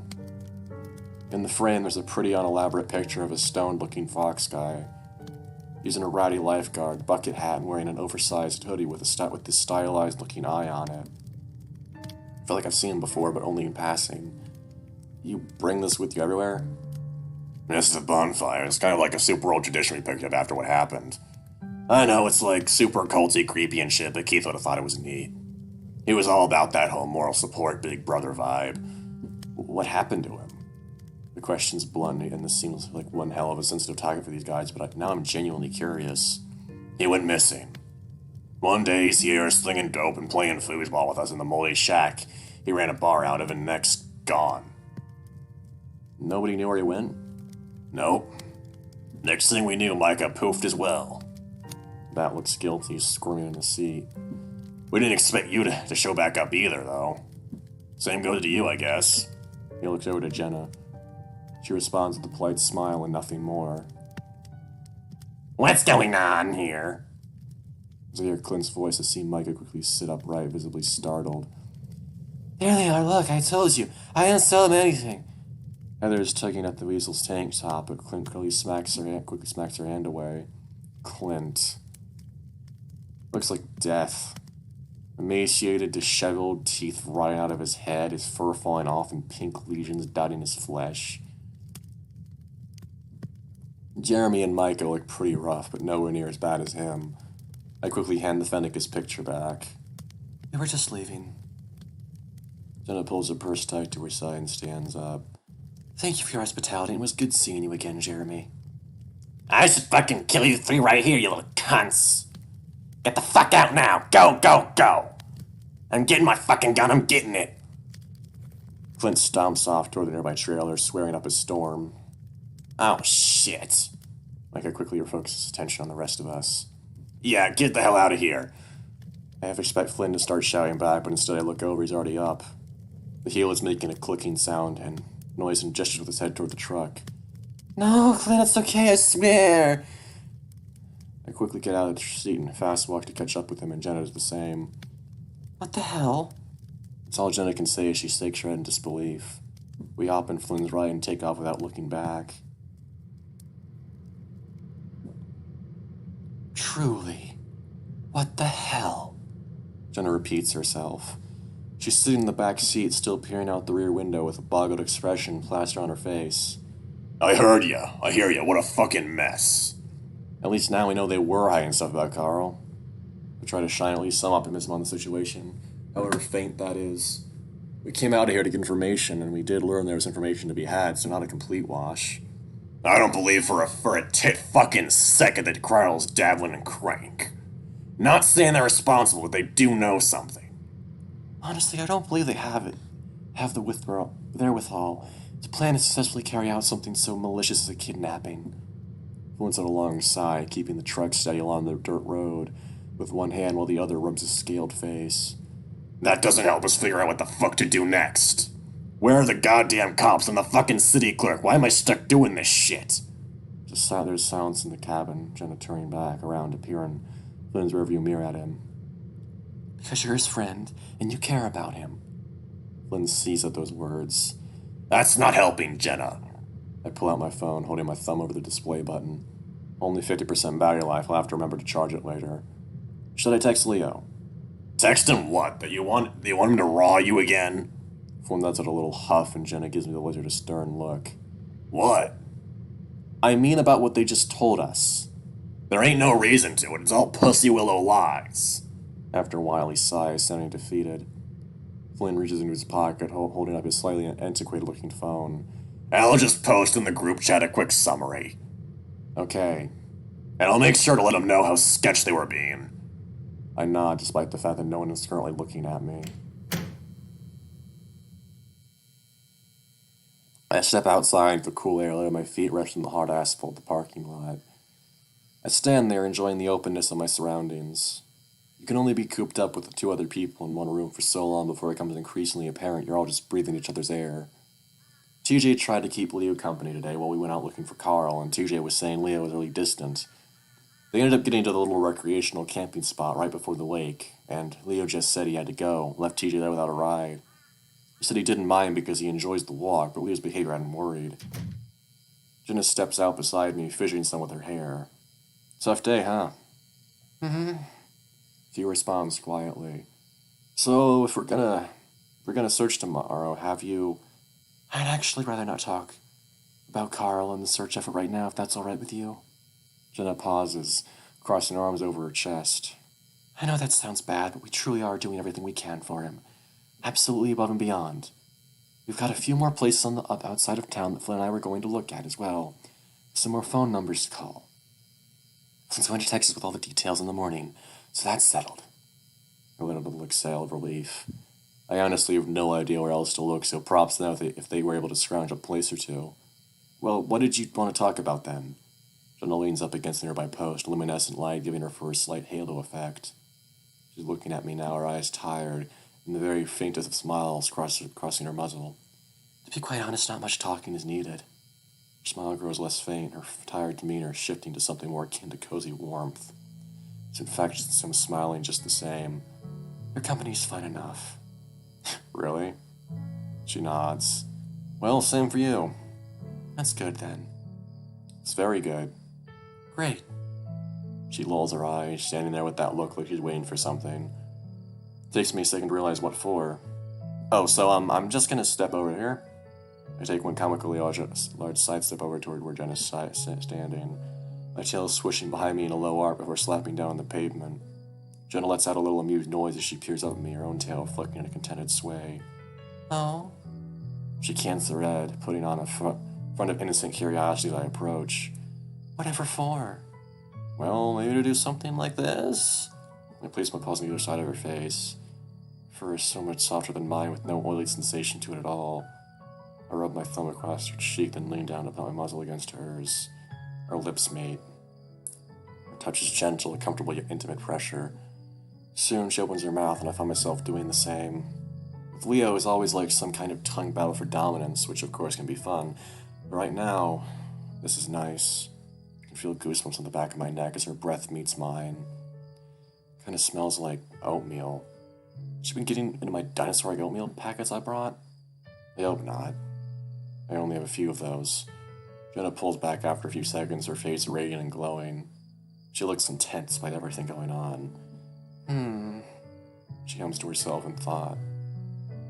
I take her smaller paws in mine, interlacing our fingers. Something on your mind?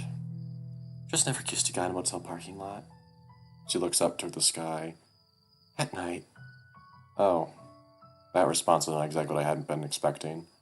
Just everywhere else, then. I teased, quickly putting on a big, goofy smile to emphasize how much I'm joking, and hoping to God she doesn't get offended. Right. I'm just making sure I remember to add it to my list. She says with complete deadpan before pushing away from the post and turning to head back inside. Wait, I was just messing with you. Oh, I know. She walked past me, swinging her arm and smacking me squarely on the ass. The shot got rendered to be completely off balance. It has been quite a long time since someone's done that to me, and I feel my face flush with heat as Jenna walks away.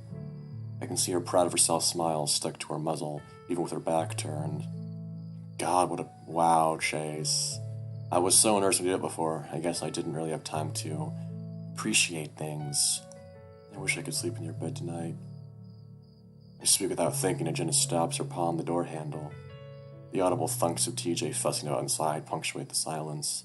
What's stopping you? A genuine question, but she doesn't stick around for the answer. And then I'm alone. With a little sigh, I rest my side against the same post Jenna was, closing my eyes again and just letting the surroundings sink in. Again, it's unusually humid out, especially for spring, when usually I get less than an inch of rain a month. Monsoon season isn't set to start for another 90 days or so. I held out my paws to the sky and let my tongue loll out, tasting the ozone in the air. It's the closest thing I can get to being in water right now, not counting the shower, of course. I mean, actually being surrounded in something vast and wet like a moist blanket you can let carry you away. Speaking of moist blankets, TJ's been in the bathroom for like an hour and I really gotta piss. I step away from the high-pitched buzz of the fluorescent outdoor lighting, heading out around the bend of the motel and into the wash nearby. It takes me a second for my eyes to adjust to the darkness. The desert at night can look pretty strange, like the absence of the sun sucks all the color out of the world. It makes trying not to fall into a ditch all the more difficult when everything starts blending together. Once I find a good spot hidden away from any of the motel windows, I turn back to it and get to leak taking. Once I'm making a concentrated effort this time not to piss on myself. If that happens twice in a row, Jen's going to start thinking of fetish or something. Water sports. Why do they call it water sports anyway? If you're actually into water-based sports, you can't really talk about your hobby without perverts in the room thinking you like piss.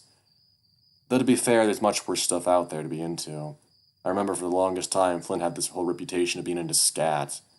I think it started after someone called him a shit pusher because he was gay, and of course he told them that he was and loved doing it. Then that got all ambiguated in high school social mill, until Flynn was apparently spending his weekends diving into septic tanks. Flynn wasn't remotely pleased with that stigma when that stigma didn't go away.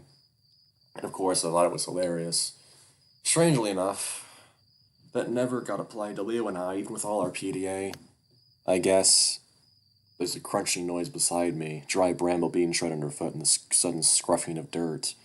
The noise stops as soon as it starts, and I glance over, realizing I'm not alone.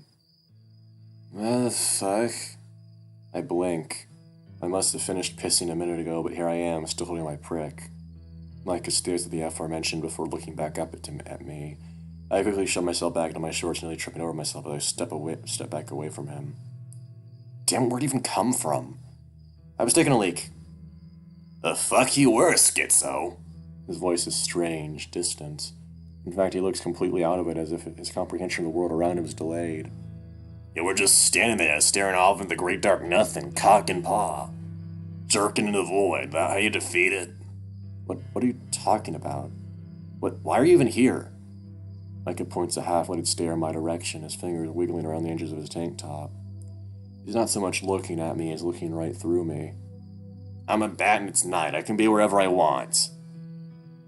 So you want to be here? The voice echoes so clearly in my mind I can't help but say it out loud. So you want to be here? Fuck no. He sniffs as his answer is spoken with a tired, slurred tone. I mean, I'm here because, like, there's dick all for me out there. Fuck, wait, you're talking about right here, right? Right here, right now with you? I look into his widened pupils and slowly nod. Shit. Mike rubs at his face, pinching his own slightly fuzzed cheeks, his gaze still a million miles away. He's exhausted, or at least appears so now, like someone on the tail end of a ride on a fierce upper. You can't put sleep off forever. Shit, I'm only half awake right now, and that's the worst way to be. It's like how when you're dreaming, you're flying, but you're having a nightmare, you're falling. It's always falling. Mecca steps back, his heels hanging off the edge of the wad. I'm sure he's about to tip over into it. Without thinking, I reach out for him, but he seems to lean away from my paw. What the hell am I doing? Don't touch the junkie. I should just get out of here, back to the motel room. Behold, I was shaped in iniquity. He extends his tattooed arms and shows off his wingspan. Before I can say anything to respond to the bat's ramblings, he tips back like he's expecting someone to catch him. Oh shit! Are you okay? Silence.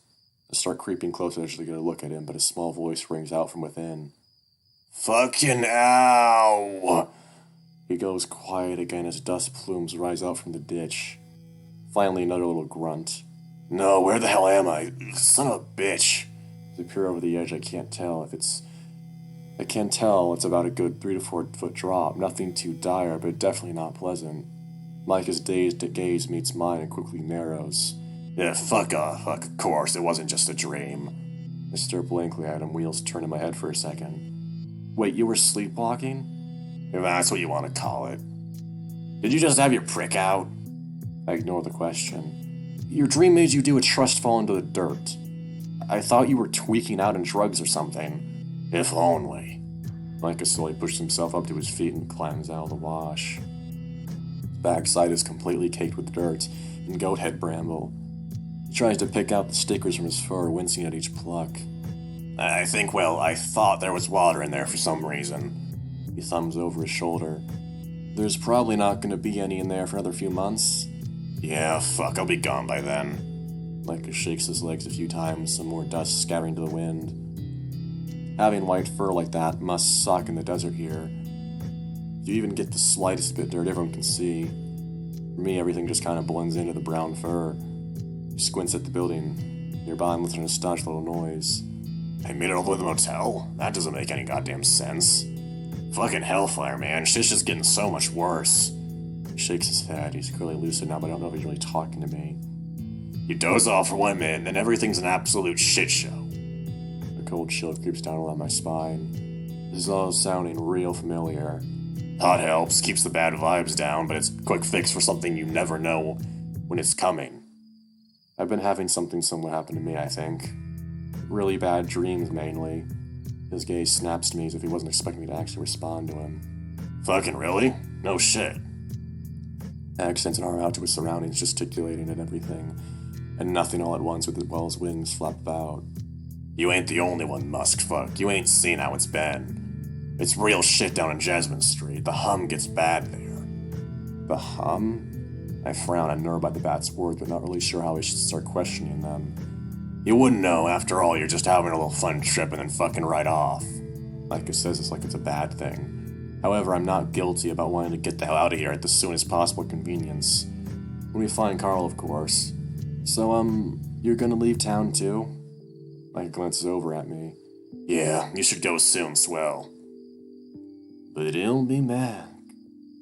But you'll be back. They all come back. We all come back. What are you on about? I'm honestly not quite sure myself. The words just sounded right at the time. I shrug. I guess that's just what it feels like to me. Not everyone does. His tone shifts more melancholy, the young bat reaching into his pocket and flipping on an old cell phone for a moment. It looks like one of those cheapo ones that you buy the minutes and text messaging for per usage. Burners, I think they're called. After a moment, I realized he was referring to. I never really, knew Keith. Sorry he went missing. He stops messing with his phone, yellow eyes looking back up to me. You didn't know him and you're not the reason he disappeared, so stop talking like you're personally involved. I feel myself starting to get a little frustrated. I don't know why I'm still here. In fact, I don't know why Micah's still here. He's just lingering about even after he claimed he came this way due to sleepwalking or whatever. What was Keith doing before he went missing? This is the point where I seem to have Micah's full attention. He glances around for a moment before stepping forward, lowering his voice to a quiet rasp. What he was always doing, schizo, trying to fix people. He'd see somebody be utter shit trash and then find their inner spirit or whatever. You know, native shit. He thinks for a second. Well, native light. Whatever. Keith was one of those weird kids who reads philosophy books in school. I'm one of those weird kids, okay? Fuck off, Micah. He helped all of us, of course, and I thank him to bits for it. Screw ass didn't know his limits. Started getting chummy with the supplier, the big bear bastard named Brian. Supplier, Keith dealt drugs? Bitch, everyone deals and gets dealt Necco. This ain't a surprise, or shouldn't be. So let me get you off your moral high horse right now. He squints in thought. Yeah, now that I think of it, wasn't your mom the one that let Sven miserly plow her for Oxy? What? I can't help but be taken aback by that one. No. You're saying your mom didn't take Oxy? No, she had pain issues and took Percocet, but that's it. That is Oxy, bitch. But enough about your whore mom. Fuck you, he huffs. He's so full of shit just like before at the bonfire. I dip my paws in my pocket and turn to leave. We get a couple of steps toward the motel before I hear the bat rasp from behind me. Hey, don't be a bitch. Keep walking. The shower is probably freed up by now and God knows I could use it. If not just for the water, but the time alone. No, wait, seriously, stop. Chase. I hear a frustrated sigh. Chase, please. I need to talk to you serious-like. I turn. If his sigh is any good, then you can get a good view of how done with this shit I am from my expression alone. Keith tried to help this supplier. Turn his life around, all that. I hesitate. I didn't expect him to start talking about Keith again. He saw the goodness in him, etc., etc. Before all this, Keith would always take me out after school on Fridays. We go flying these RC planes we tinkered with down by the river. They made it sound about as fun as plucking pews and most folk now, but little me loved it. The moment we started getting close to Brian, that stopped.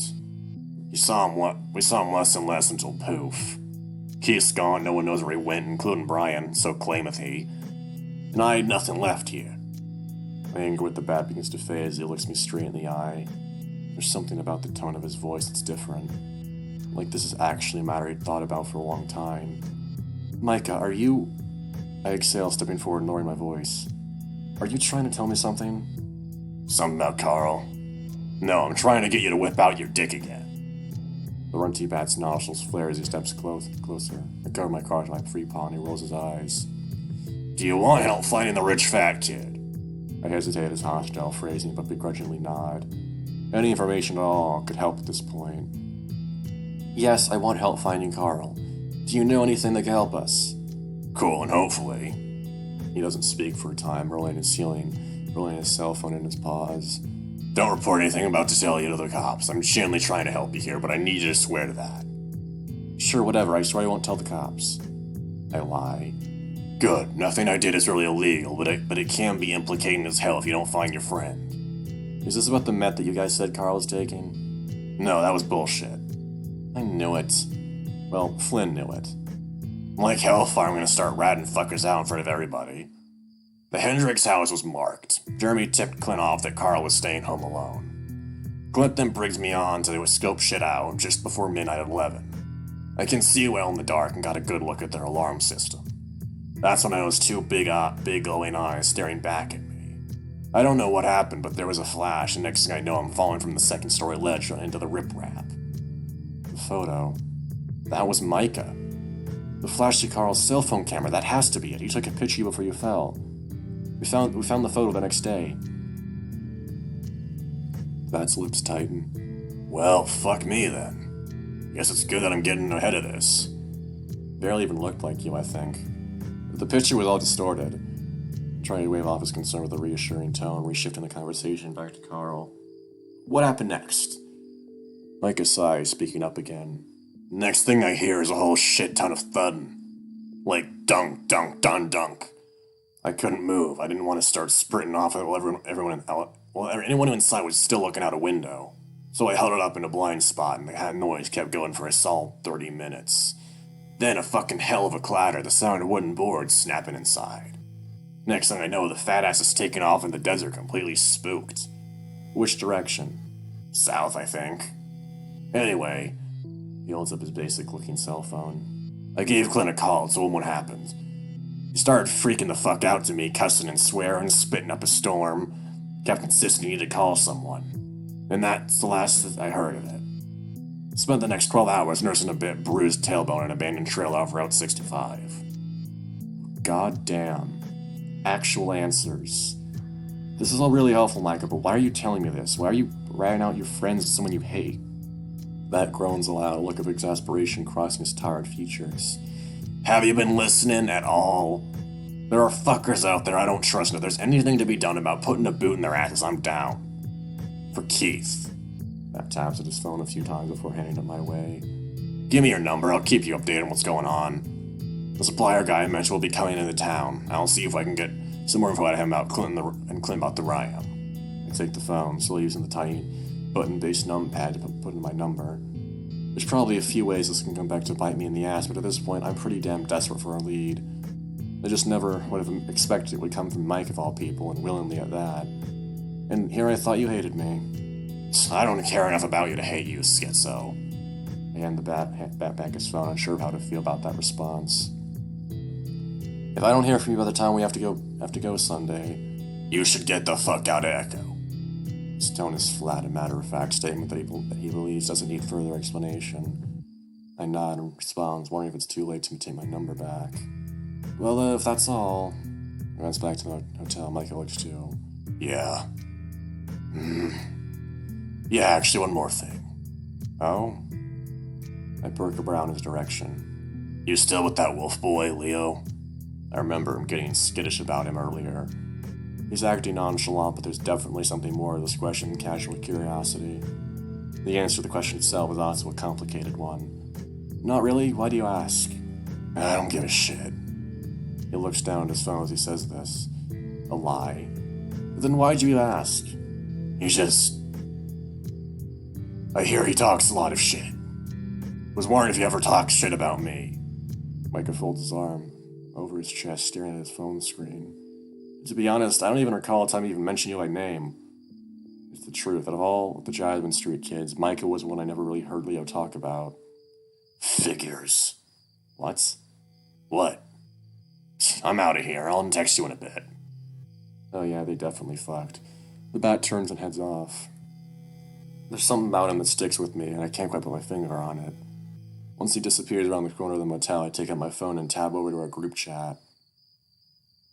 And that's the end of Thursday. Yep, Friday, and the video is 2 hours and 7 minutes. Imagine that, and all that was one day. Good grief. No, oh no, I know what that is. Fuck that, mate. Fuck that shit.